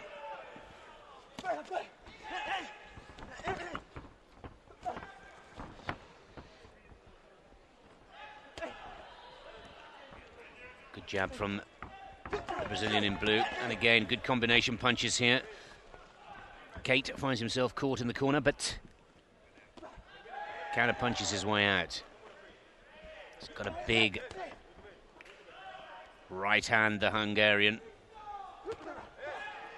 Stopped one of his fights in the prelims, and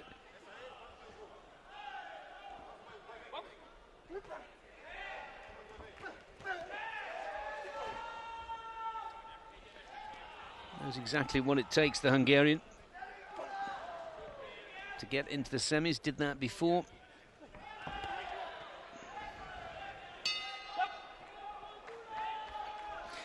Well, evenly matched, but the Hungarian just with the advantage over the Brazilian. Boxer out of the red corner, scoring 3 to the boxer in the blue, the Brazilian, Everton Dos Santos, scoring 2. Guard working well for the Brazilian boxer.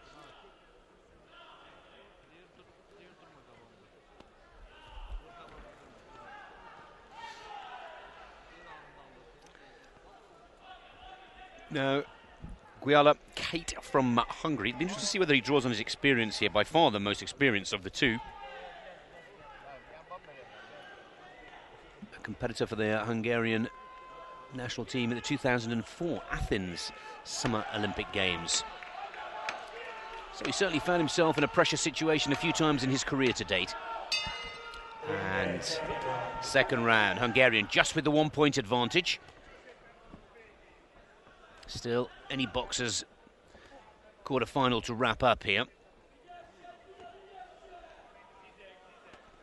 Either boxers quarter-final to wrap up.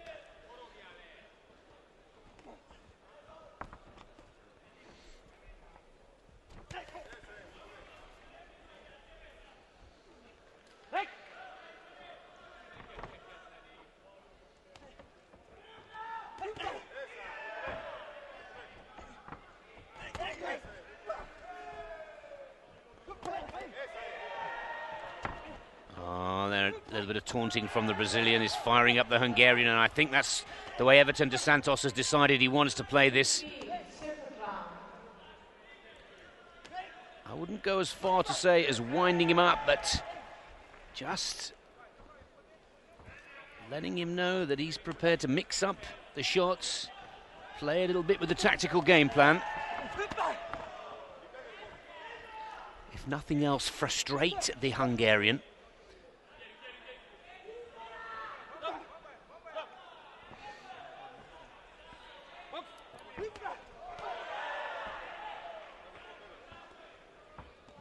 Quick to attack as soon as the referee says box. Straight in.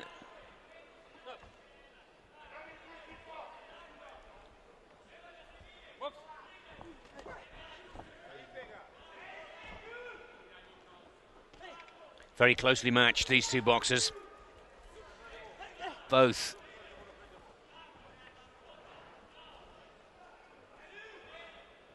Fighting very tactically. It's good. Both looking for a way of getting there as Kate goes in, and the counter is effective from Santos. And again, nice combinations from the Brazilian. And that could start to turn this round in favour of the blue corner.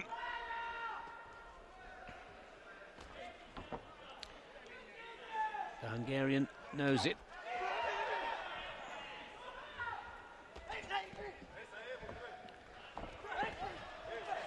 And again, caught by the hook there. Kate.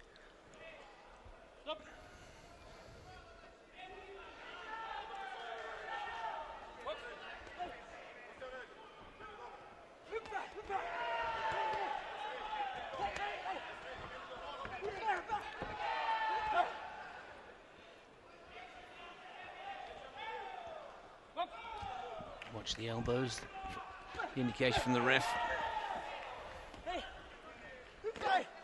Oh, good. Good left. Right hook, I should say, from the Hungarian there.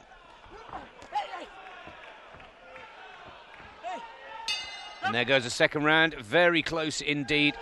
But that hard work in the early part of the second round really has paid dividends. I didn't have it that far ahead, but it's 11-3 to the Brazilian, who turns the tables in the second round on the Hungarian boxer in red and takes the lead now by 13-6.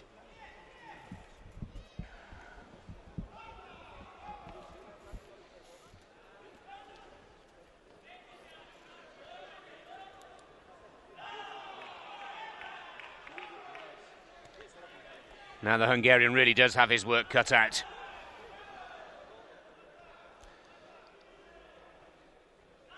Well, the 2 11-3s in the scoring there will be taken out to give us the mean average of the 3 remaining.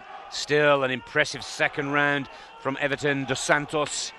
11-3 and 13-6 going into the third final round.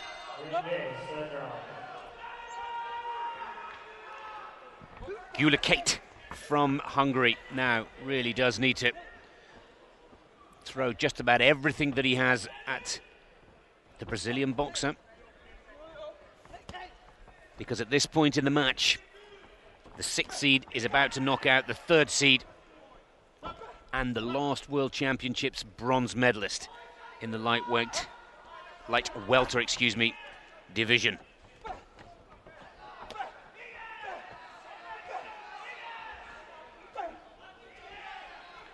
You can see here, almost feel the sense of urgency from Kate. A little frustrated by this tactical box of dos Santos. Keep that head up, the referee tells the Brazilian. Again, the Hungarian in red.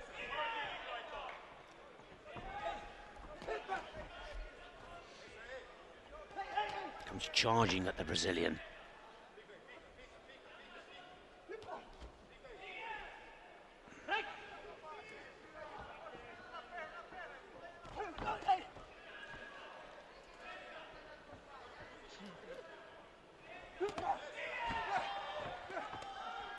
Well, everything he possibly can, Kate.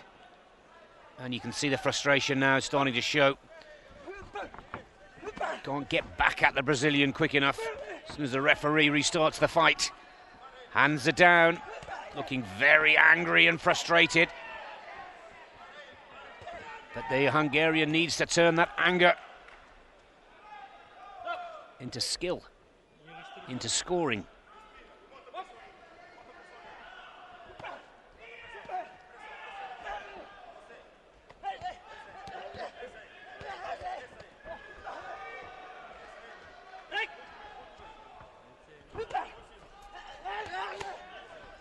Again, the Brazilian scoring, good body punches. And Kate looking a little tired to me. Punches starting to stray.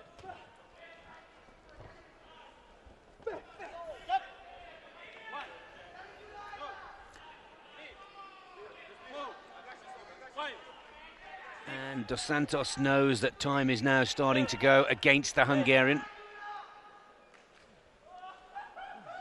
And it looks like a low blow. Yes, it is a low blow. And that seals the fate of the Hungarian. They said enough is enough. Another 2 points given to the Brazilian, making it nigh on impossible for the Hungarian to get back into this fight. And they call it a day.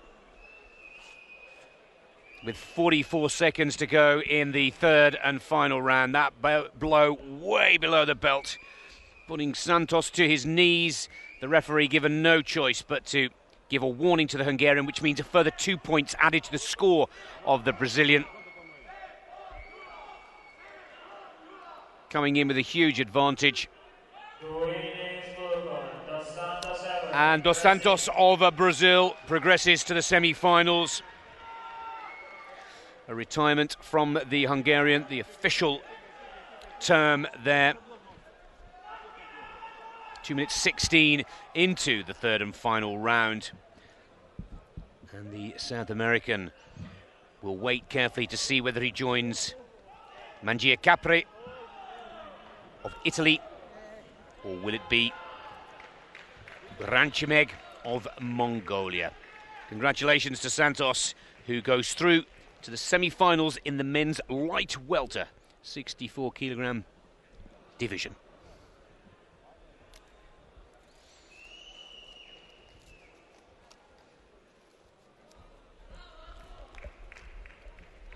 Referee, Canada. Judge number 1, India. Judge number 2, Greece. Judge number 3, Philippines. Judge number 4, Scotland. Judge number 5, Colombia.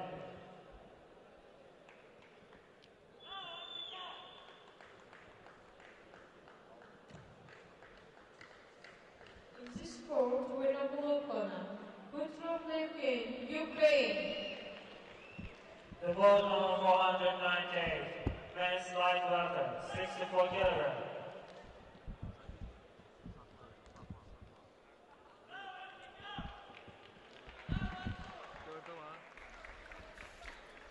The final quarter-final of the men's light welterweight division. Vincenzo Mangiacapre from Italy goes up against Erdene Uranchimeg from Mongolia. Now, Uranchimeg is the second-ranked boxer in this weight division at these World Championships. Mangiacapre, 24. The Mongolian in the blue corner, Italian in the red. He's given that world rank 2 by some of his successes on the World Series of Boxing, and also for his bronze medal in these World Championships, International Amateur World Championships of 2009 in Milan. Tony Germain of Canada is the referee for this final quarter.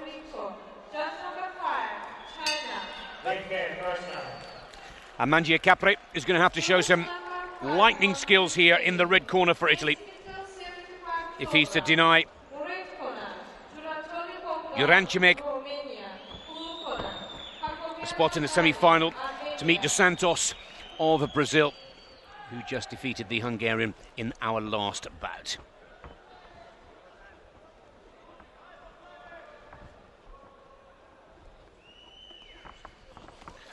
He's prepared well, the Italian, for these World Championships. Took a bronze medal in the recent European Championships in Ankara in Turkey. Lost to Thomas Stalker, the Liverpudlian boxer who's already qualified for the semi-finals. If you're just joining our action from the 16th World Amateur Boxing Championships in Baku, Azerbaijan, Stalker will be meeting Berinchyk of the Ukraine in Friday's semi-finals.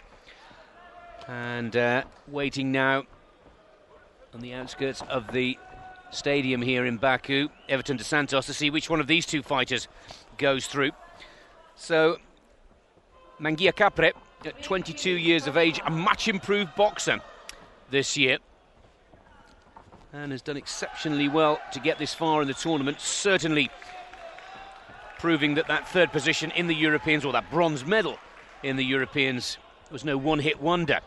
As for Erdene Uranchimeg from Mongolia, well, by far the most experienced of the two boxers. The Mongolian, of course, in the blue corner and the blue shorts, vest and headgear. 29 years of age, 7 years the senior to the Italian, from Ulaanbaatar in Mongolia. He's also prepared with medals for these World Championships, taking the gold in the recent Asian Championships in Korea. Also won his national championships this year. And as we saw in our graphic at the start of this bout, Uranchimeg of Mongolia took the bronze medal in the 2009 Worlds and was also a Mongolian representative at the 2008 Olympics in Beijing, taking 7th position there. Oh, yes. And the Italian, well, showing no signs of fear. He's put together one or two nice combinations here. Mangiacapre, a confident boxer, quite stylish. Needs to be careful that the Mongolian doesn't land one of those huge hooks of his on his chin, because Uranchimeg incredibly fit. And with a very big, there it is, right hook and right jab. Well, good start for the Italian, I have to say. The Mongolian takes the advantage after the first round by 4-3. But a lot of people were predicting that this would be almost a walkover for the Mongolian. Definitely in the easier side of the draw. But the Italians held his own here, scored 3 very good shots. And only trailing by 1 going into the second round. Maybe there could be an upset in this last quarter-final of the light welterweight division. Let's take a look at the judges a little carefully. Well, there was one of them that had the Italian, but I'm sure you'll agree, evenly matched in the first round. Now, the Canadian referee watching over both boxers very carefully. Shiming.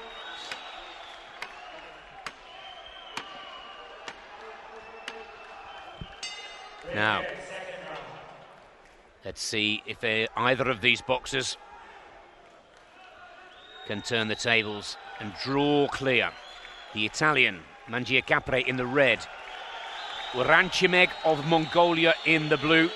Uranchimeg is the hot favourite to take this quarter-final and join Dos Santos of Brazil in the semis here on Friday. But young Vincenzo,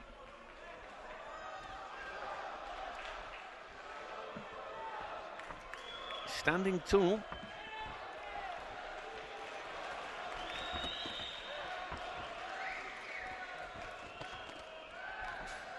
There's a good shot there from Erdene.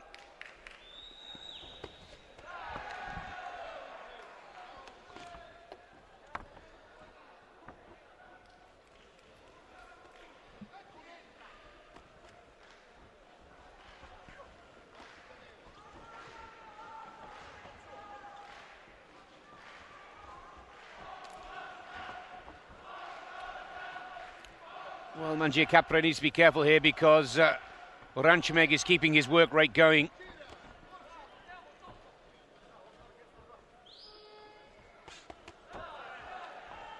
Good shot there from the Mongolian in the blue.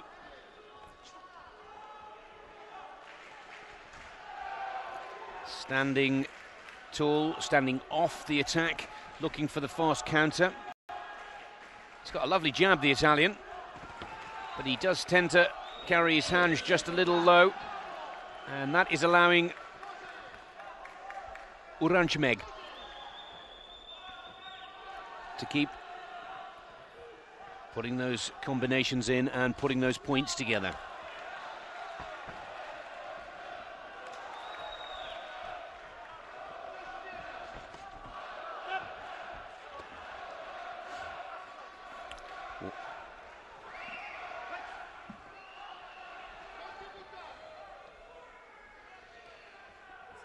Doesn't want to let the Mongolian get too far ahead. and give himself an impossible task in the third, this young Italian.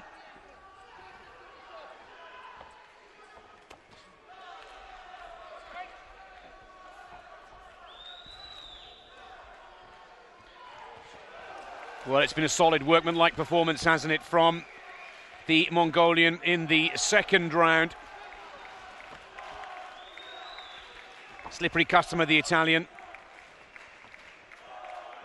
Switching, not afraid. Certainly got the skills to switch from orthodox to southpaw. But Uranchimeg happy just to keep knocking out the points. Oh, that's good news for the Italian, because the judges have got them both tied in that second round, 6 each.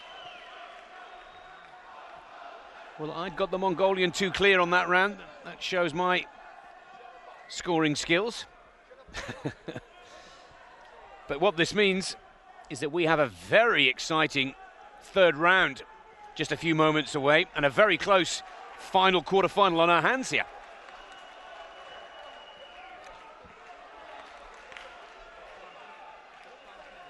The Italian takes that second round by 1, and they are all square at 6 each.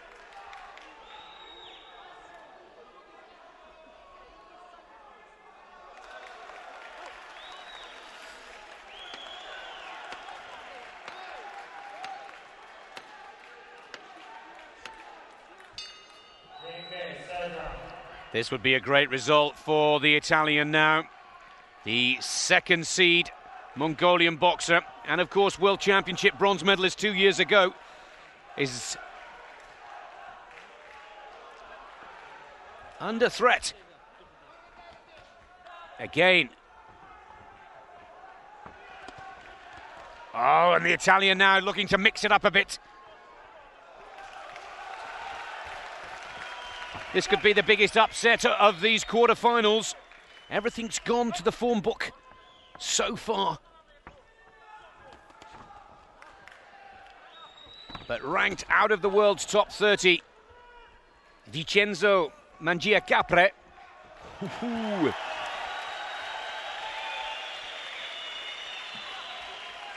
Is having the fight of his life against the world number 2.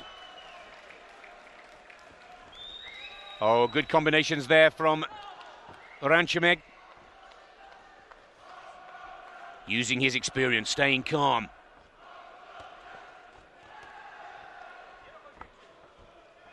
Again, the Italian will just need to put a few more combinations together.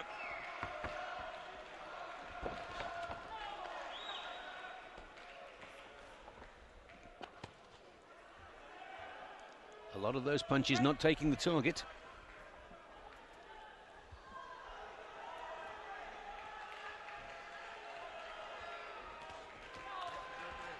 Oh, yes. Good work from the Italian. The uppercut and the hook working and scoring. And again, this is very close. A minute left in this third and final round. This could be the biggest upset of the light welter division quarter-final. The Italian boxing in the red seems to have got the mark of the established Mongolian boxer, Munkh Uranchimeg. Right. Step. Fix. 35 seconds.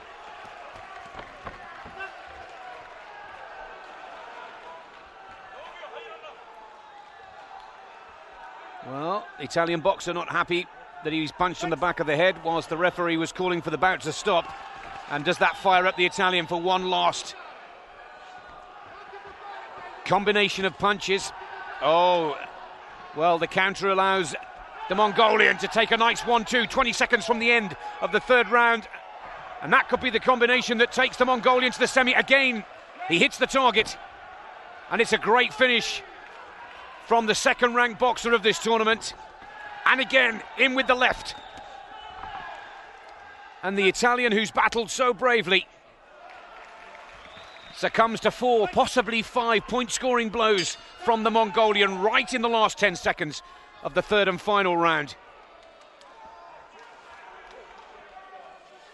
That was an incredibly close bout.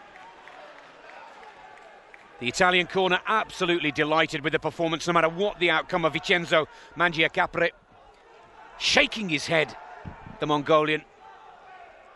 But were those combinations in those dying seconds of the third round enough to give the Mongolian the victory?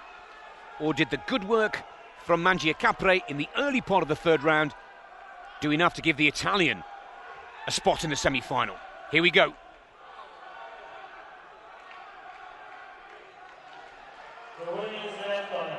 Oh, he's done it!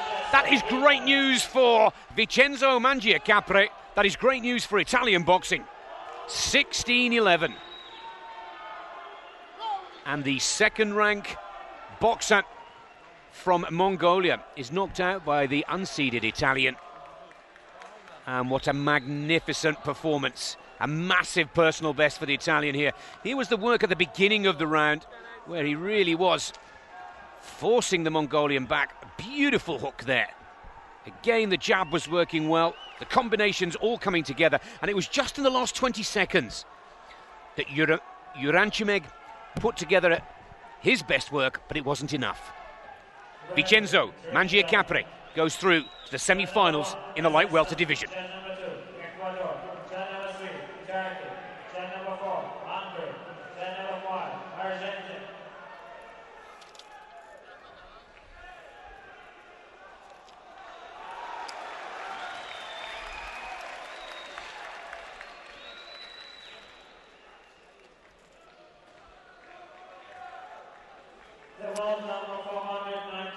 Well, now we move from the light welter division to the light heavy division. Boxers 81 kilos. And it is a Russian-Ukraine bout, the first of 4 in this light heavyweight division. The first half of the quarterfinals, the second half of this light heavy division being contested on the B ring here in Baku, Azerbaijan. Now let's take a look at the two boxers. In the red we have Igor Mekhontsev, and Mekhontsev, huge cheer from the crowd.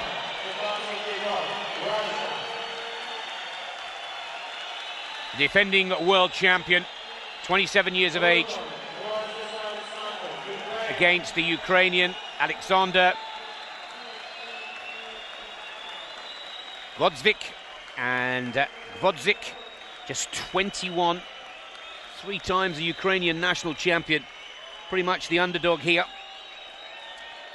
James Bickles from Trinidad and Tobago is the referee for this contest. But it's the big Russian in the red corner that is the hot favourite to take the gold, to successfully defend his title in this light heavyweight division. Alexander Gvozdzik of the Ukraine. Well, I have to say, from that camera angle, just looking a little pensive and nervous.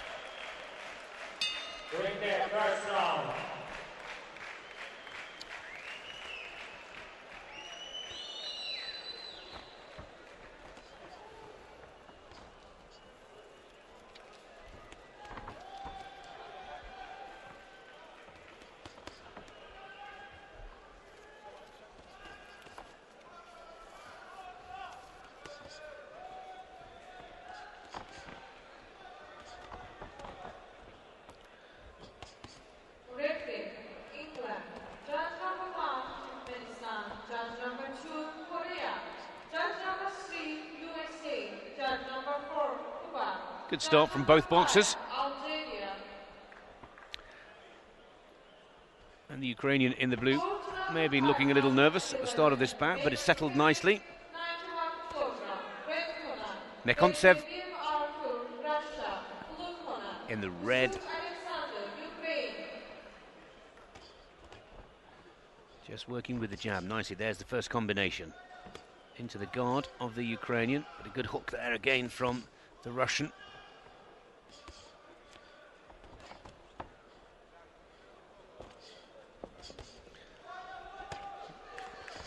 The Ukrainian has knocked out three seeded boxers in the top 10 ranking to get to this quarter-final. He's had a much tougher progression through this competition than the defending champ Mekhontsev. And Igor Mekhontsev looked impressive, I have to say, beating Marcus Brownie of the USA here yesterday afternoon. And again, for a big man, he's got a very fast punch.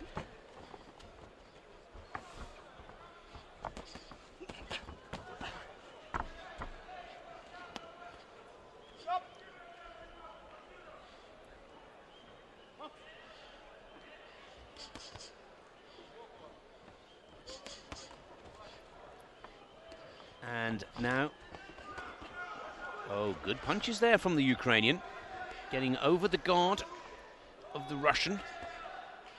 But again, Mekhontsev, counter-attack, immediate. The work rate is impressive in this opening round from the defending world champion in red. 6 years the senior to the Ukrainian in blue. A lot more experience, but the Ukrainian delighted to have got this far in the competition at just 21 years of age. No matter what the outcome of this bout, he's recorded a PB. Bit of a bloody nose there for Igor Mekhontsev, and the referee just wants the corner to attend to it slightly. No, it's the head guard that needs adjusting, my mistake.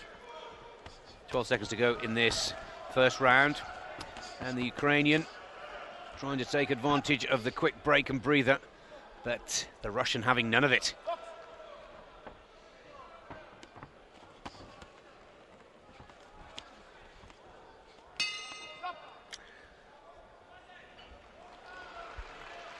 (7-4) the scoring for this first round. What have you got back at home? 7-4 to the Russian in the red corner, 3 clear of the Ukrainian in the blue. Well, that's a good start for the Ukrainian, just 3 behind. And he put together some good shots. I think those shots just surprising, in particular those surprising Igor Mekhontsev from Russia. And as you can see from those scores, 1 or 2 of the judges had the Ukrainian ahead.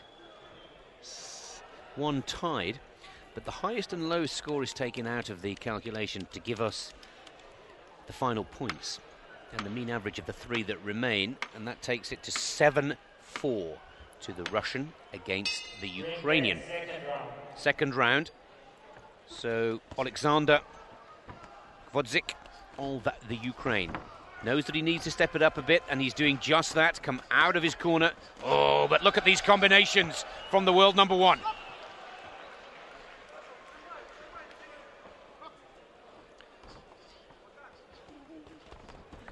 Good body work from the Ukrainian. This is a good bout. 100% here from both boxers.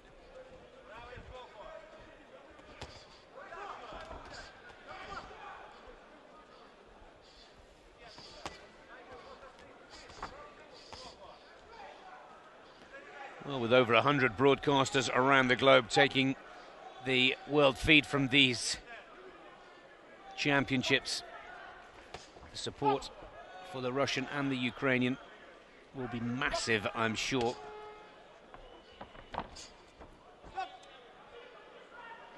Keep that head and upper body up straight, the referee says. Second round.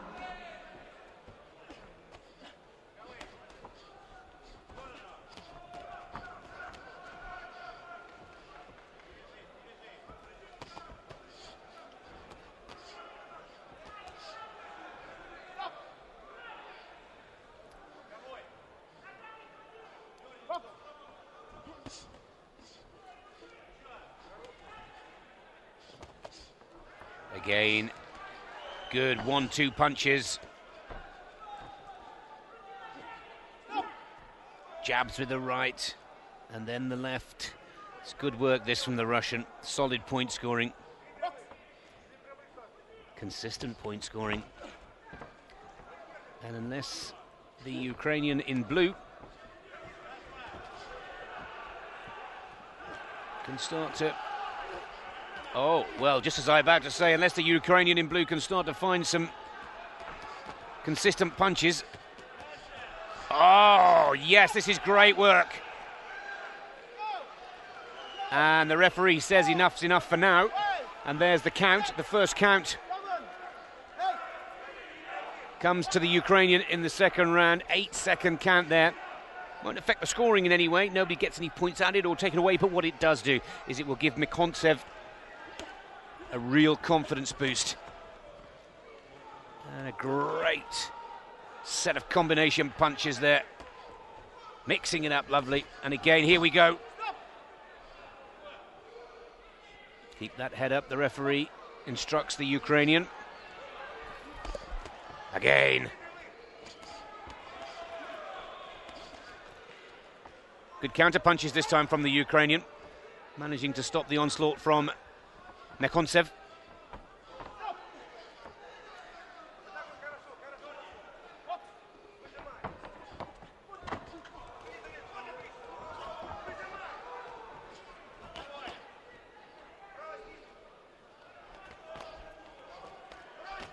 Oh, and again, real close with that camera here in this corner.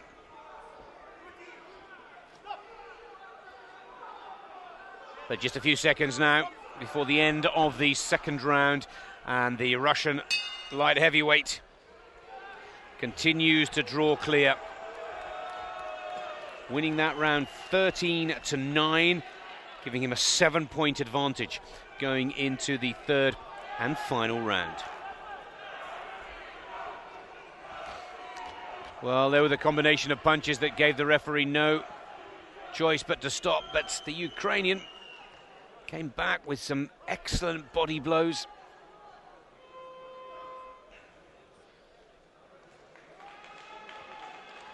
Great work from both fighters.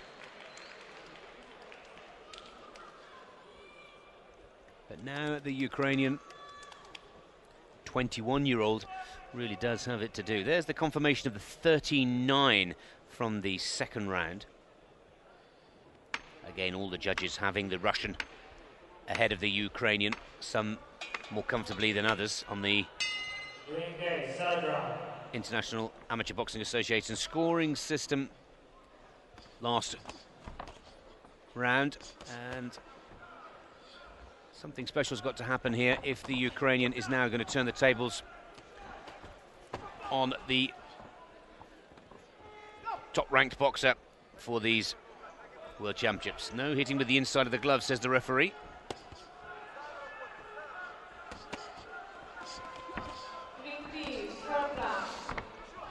Again, another good 1-2 from the Russian.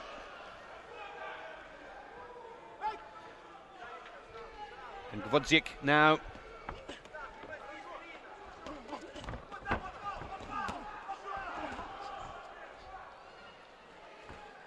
For the first time, looking a little tired.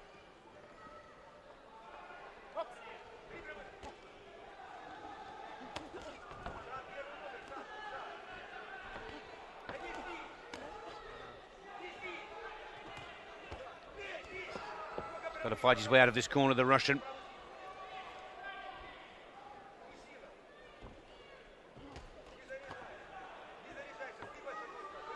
And quite a seriously blooded nose here from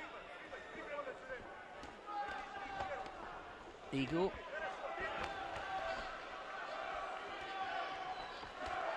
Oh, that's a good 1-2 from the Ukrainian. And again, both boxers really trying to draw on those last reserves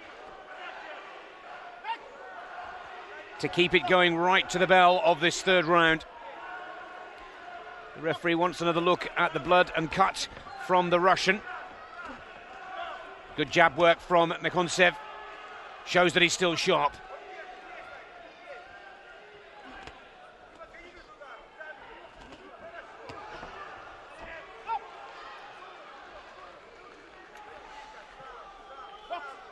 First-class competition. 100%, if not more, from both boxers. And the Ukrainian still coming back at Igor Mekhontsev from Russia.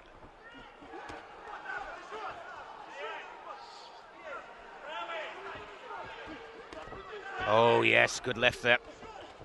Right on the chin. 35 seconds remaining.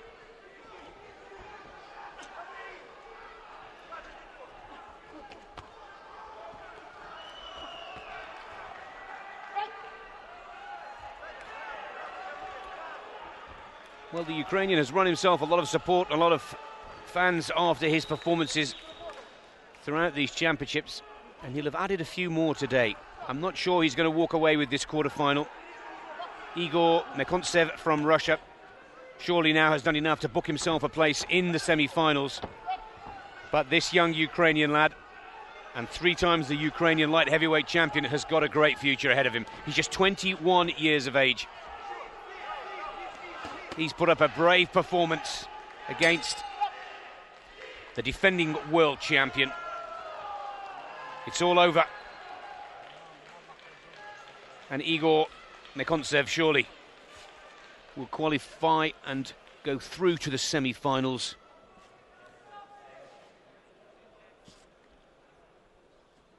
But Gadzhialieyev of the Ukraine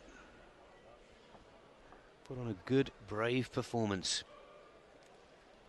What an exciting start to the men's light heavy quarter-finals here.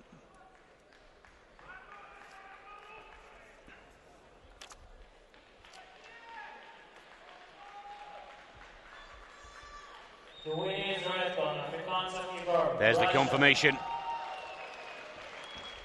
And the defending world champion Igor Mekhontsev from Russia advances to the semi-finals in the men's light heavyweight division.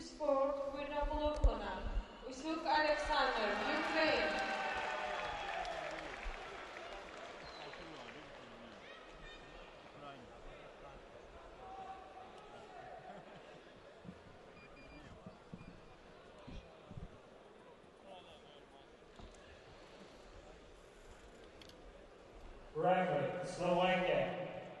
Judge number 1, Hungary. Judge number 2, Azerbaijan. Judge number 3, Lithuania. Judge number 4, Ireland. Judge number 5, Sweden.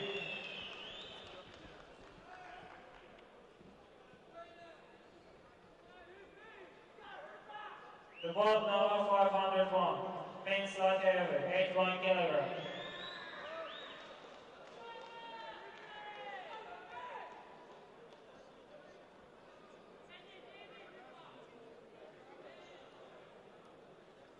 Second quarter-final in the men's light heavy division, 81 kilos. Damien Hooper in the red corner for Australia goes up against the Cuban boxer, Julio La Cruz. Well, 2 young, very talented and promising young fighters. But Damien Hooper, at just 19 years of age, is in the top 10 seeded boxers here. As for Cruz, first time we've seen him in international amateur competition on this side of the world. The winner of the Panama Games qualifier. Let's take a look at the stats here. 4th ranked boxer in this competition, Damien Hooper.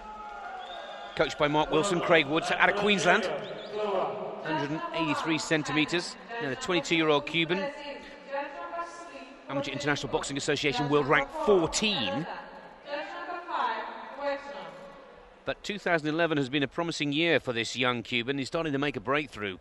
As we said earlier, taking top position in the Pan American qualifying event and also the Cuban National Championships at this weight. René Just of Slovakia is the referee for this second quarter-final in the light heavyweight division.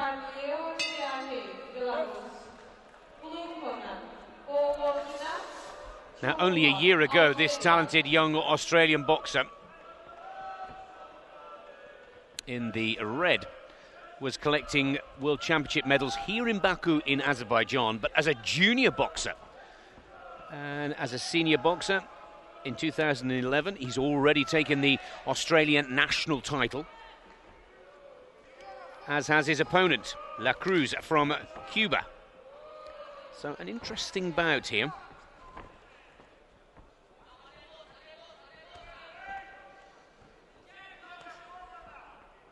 ...120 bouts, just 15 defeats for the teenage Aussie.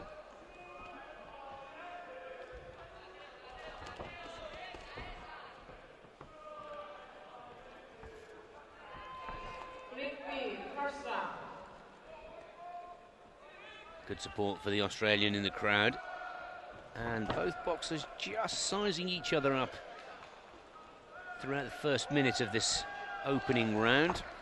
Just a quick reminder, three 3-minute rounds in international, amateur and Olympic boxing.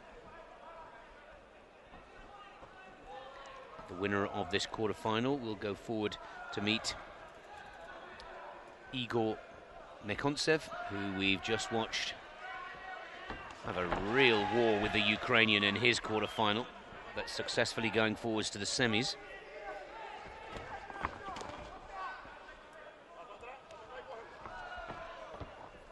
Not sure whether it's a benefit or it's a hindrance for the Cuban boxers when they come to these World Championships, having to live up to their reputation. First of all, have been the most winningest nation for World Championship medals.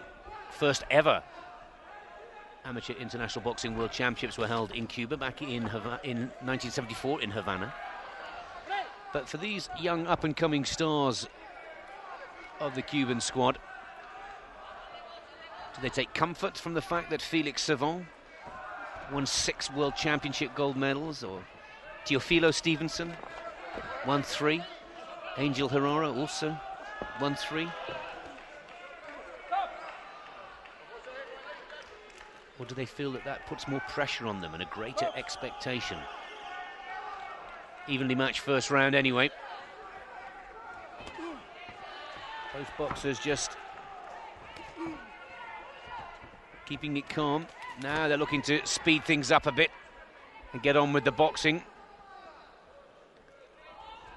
Maybe a little bit too late. 2 good strikes there from La Cruz.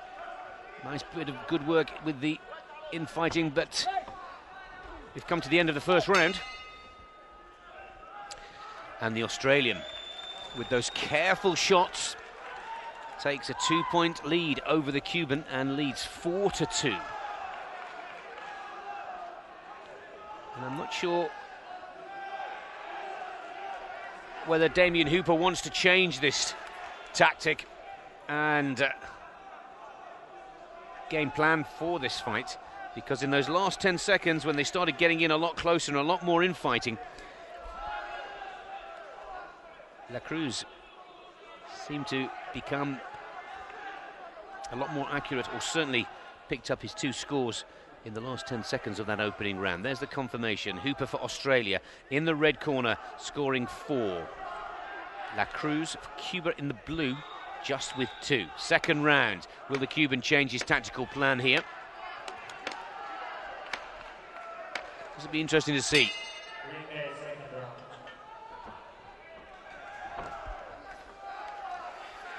Again, the Australian fans very excited about the prospect of this 19-year-old.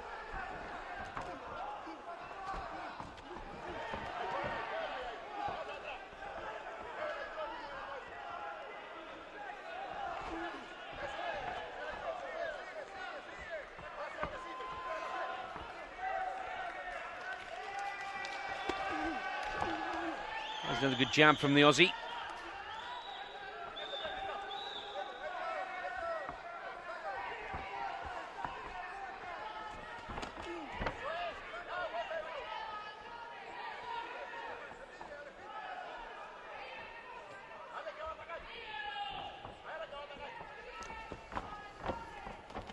Well, I think both boxers frustrating each other.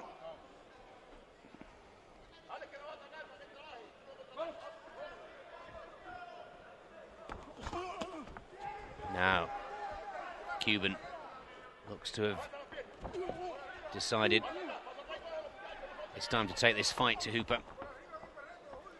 Hooper's earlier tactic, standing off, just jabbing away, picking up the points, has been effective for the Australian in the red, and is frustrating the Cuban. Oh, great 1-2 there from the Australian.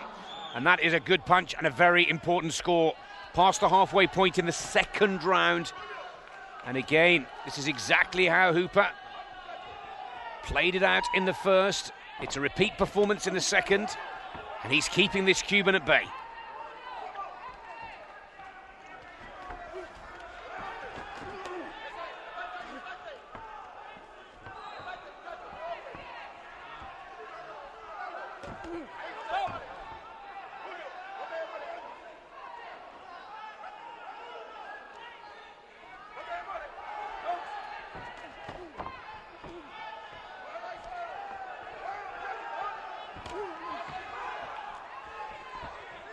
Again in a almost identical time and fashion. Julio La Cruz from Cuba.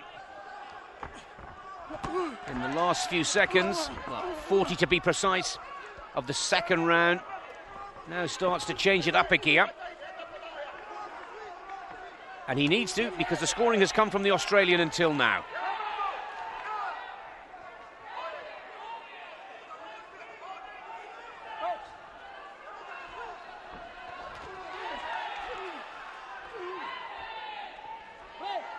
.20 seconds.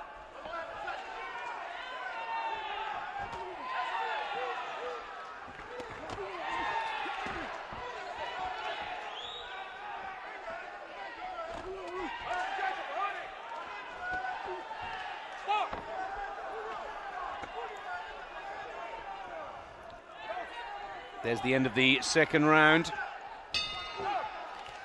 And the Cuban takes that 6-4, which ties and levels the score at 8-8 going into the third round. Still anybody's quarterfinal for the taking.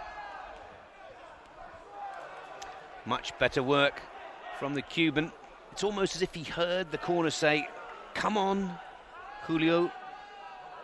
Unless you change the tactical plan here, unless you change the way that you start attacking your opponent,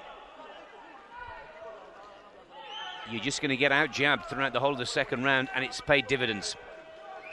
So the second round goes to the Cuban by just 2 points, and added together with the scores from the first, they're all both tied at 8 apiece.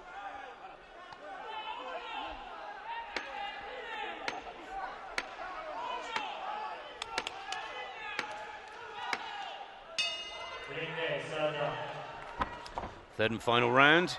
Men's quarter-final of the light-heavy division.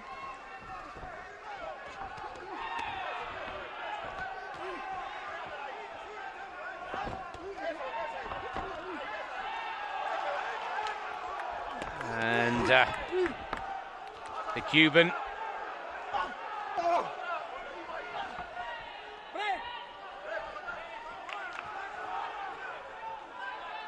starts the better of the two in the third. And there again, a good combination from Cruz.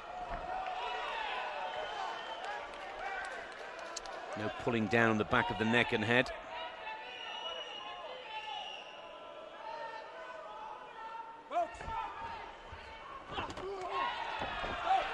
Well, on the canvas for a push, not a blow.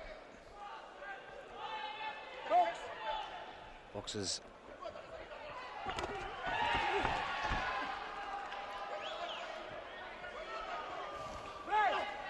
again very closely matched, these two. Contrast of styles.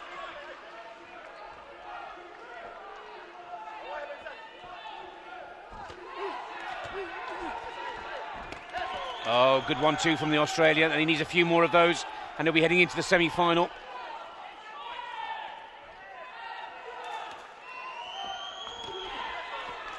Good uppercut from Hooper.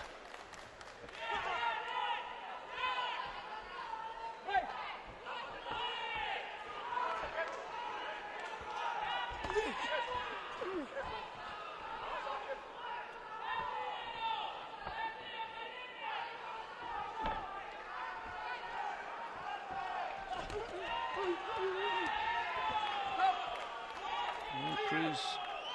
And Hooper claiming that that was a low blow. Count for Cruz. For Hooper, I should say.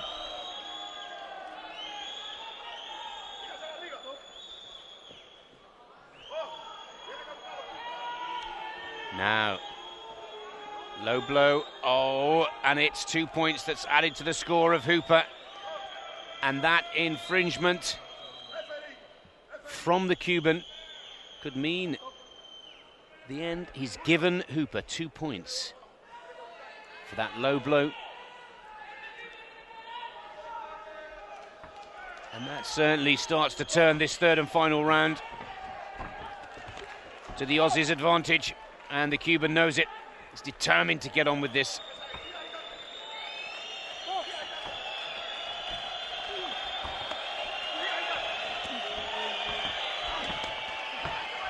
And look at this now. This is turning out 45 seconds. And the Aussie has got a little left as well.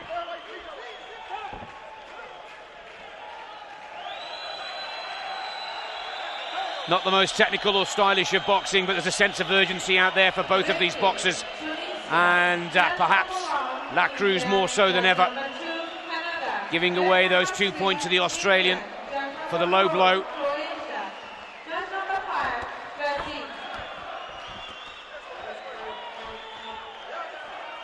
Damien Hooper trying everything that he can to try and put a few more points on the board. 13 seconds.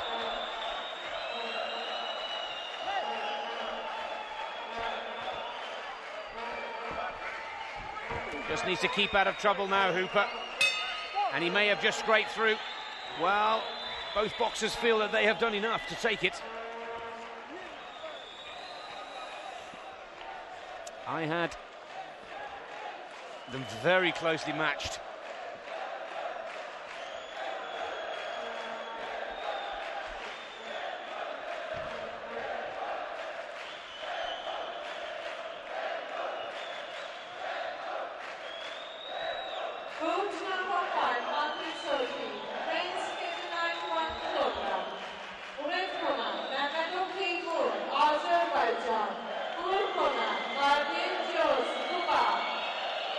Australia or Cuba, red or blue, and he's still done enough. Oh, by 1 point, 14 to 13. Julio La Cruz from Cuba goes through to the semi-finals, beating Damien Hooper by 14 to 13, even with that one warning. And he will go up against Igor Mekhontsev, the defending champion, in the semi-final here in Baku, Azerbaijan on Friday. It is the Cuban, Julio La Cruz, that wins the second quarter-final in the men's light-heavy division.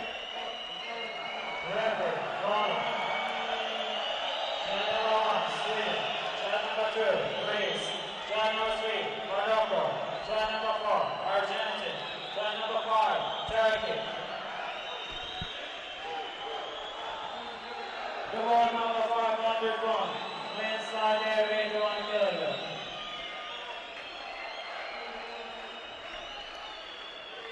So the penultimate bout of the afternoon session here in the men's light heavy division. And China in this quarter-final with Meng Fanlong, 23-year-old, 190 centimeters tall. And up against the Kazakhstani-backed boxer Albek Niazbetov.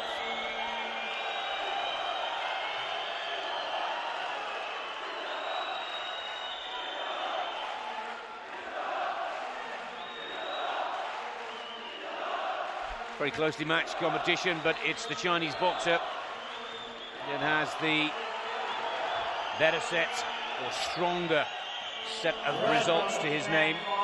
Comes into this World Championships ranked 13 and was 26th in the last International Boxing Association Amateur World Championships in Milan 2 years ago. As for the 22-year-old Kazakhstani, well for Adilbek. Blue corner, Azerbaijan, Kazakhstan.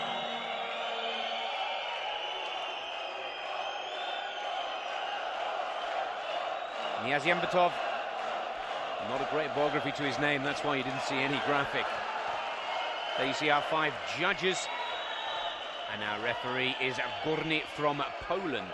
Maurice Górny from Poland, looking after this third of the 4. Ming Fanlong in the red, Niaz Yembetov of Kazakhstan in the blue. These boxers coming from the other side of the draw.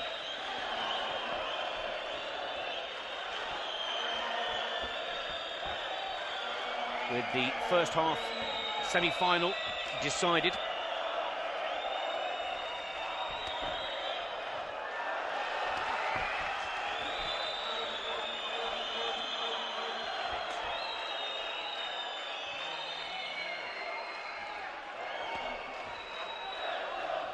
Both boxers have had a steady pathway from or through prelims into the round of 16. Comfortably winning each and every one of their matches to this point in the competition. You can hear huge cheers behind me from the B ring, where the Azerbaijani boxer is just ahead of one of the big Cuban names. But as for this bout on the A ring, good fast jab work from Niazembetov, and scoring nicely.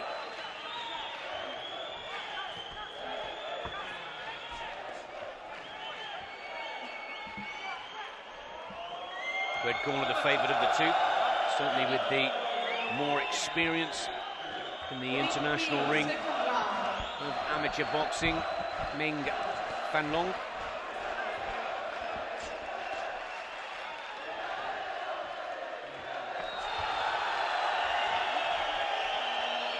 Well, these boxers need to stay focused here because there's an awful lot of noise, and looked as if there the Chinese boxer thought he'd heard his bell. Oh, good combinations here from the Ambitov. And this Kazakhstani boxer in the blue has got off to a flying start in this first round. His corner will be delighted with his work to date. Meng is trying everything possible to pick off a few points in the last few seconds of this opener.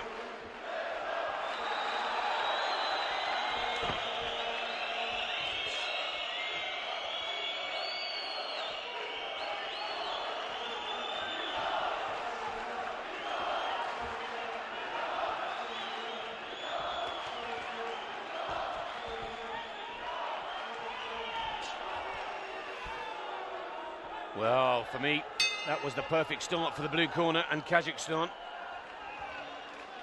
And the judges have Niazembetov 5-2 ahead on Ming Fanlong of China. That's a very confident start for the 22-year-old.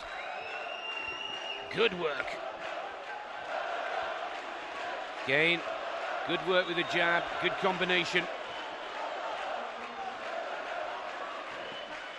Big left hand. Good confidence building first round as well for Alibek.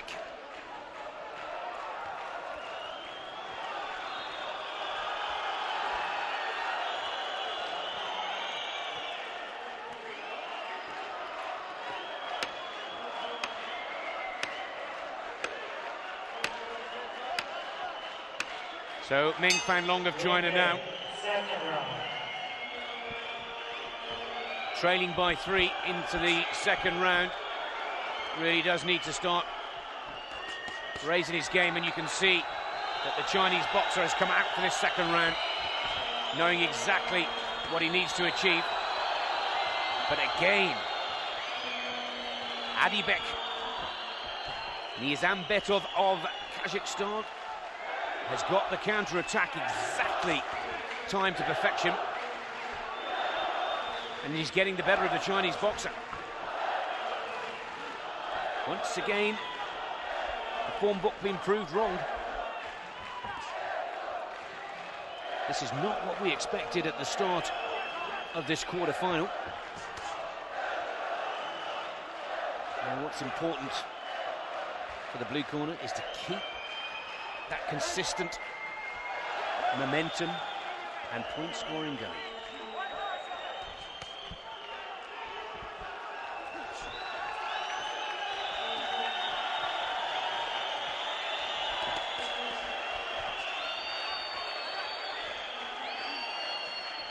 Another good jab. Chinese boxer now starts to get his jab working his way.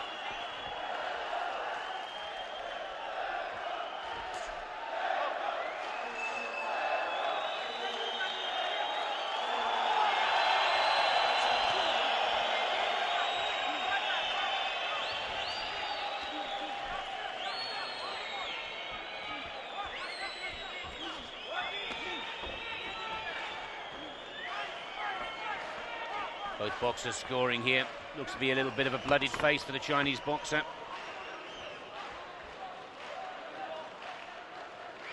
And the referee just having a closer look there. Just under a minute left in this second.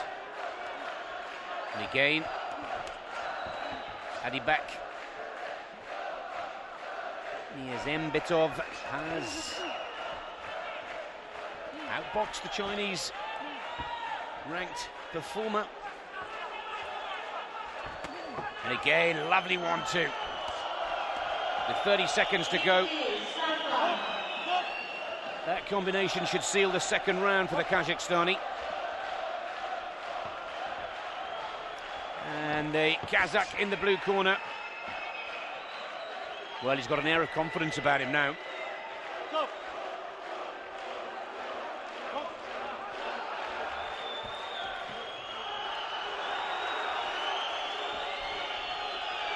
And Adibek, just a few seconds in this second round, still keeps putting that jab out.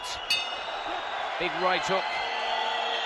Oh, and it's now looking very good indeed for the blue corner.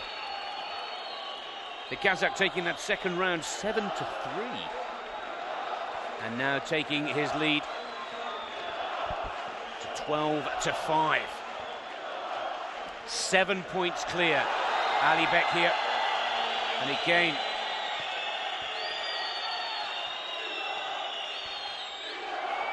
with a 7-point advantage now, he'll just need to keep relying on that jab.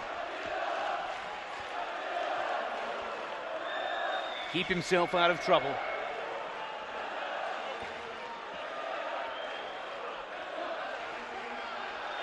And he's in the semi-finals, the Kazakh boxer. It'll be a massive personal best. And by far the best result of his competition career to date. Yeah,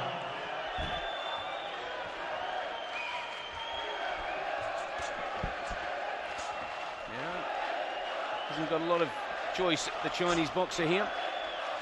He's got to throw everything that he possibly can. The Kazakhstan boxer. Not only has his jab worked well, but so has his blocks, so is his cover. Very accurate. Mixing it up.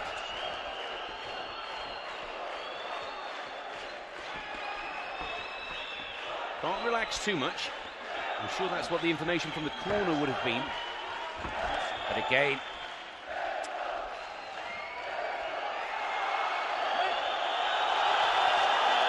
Nizambetov for Kazakhstan.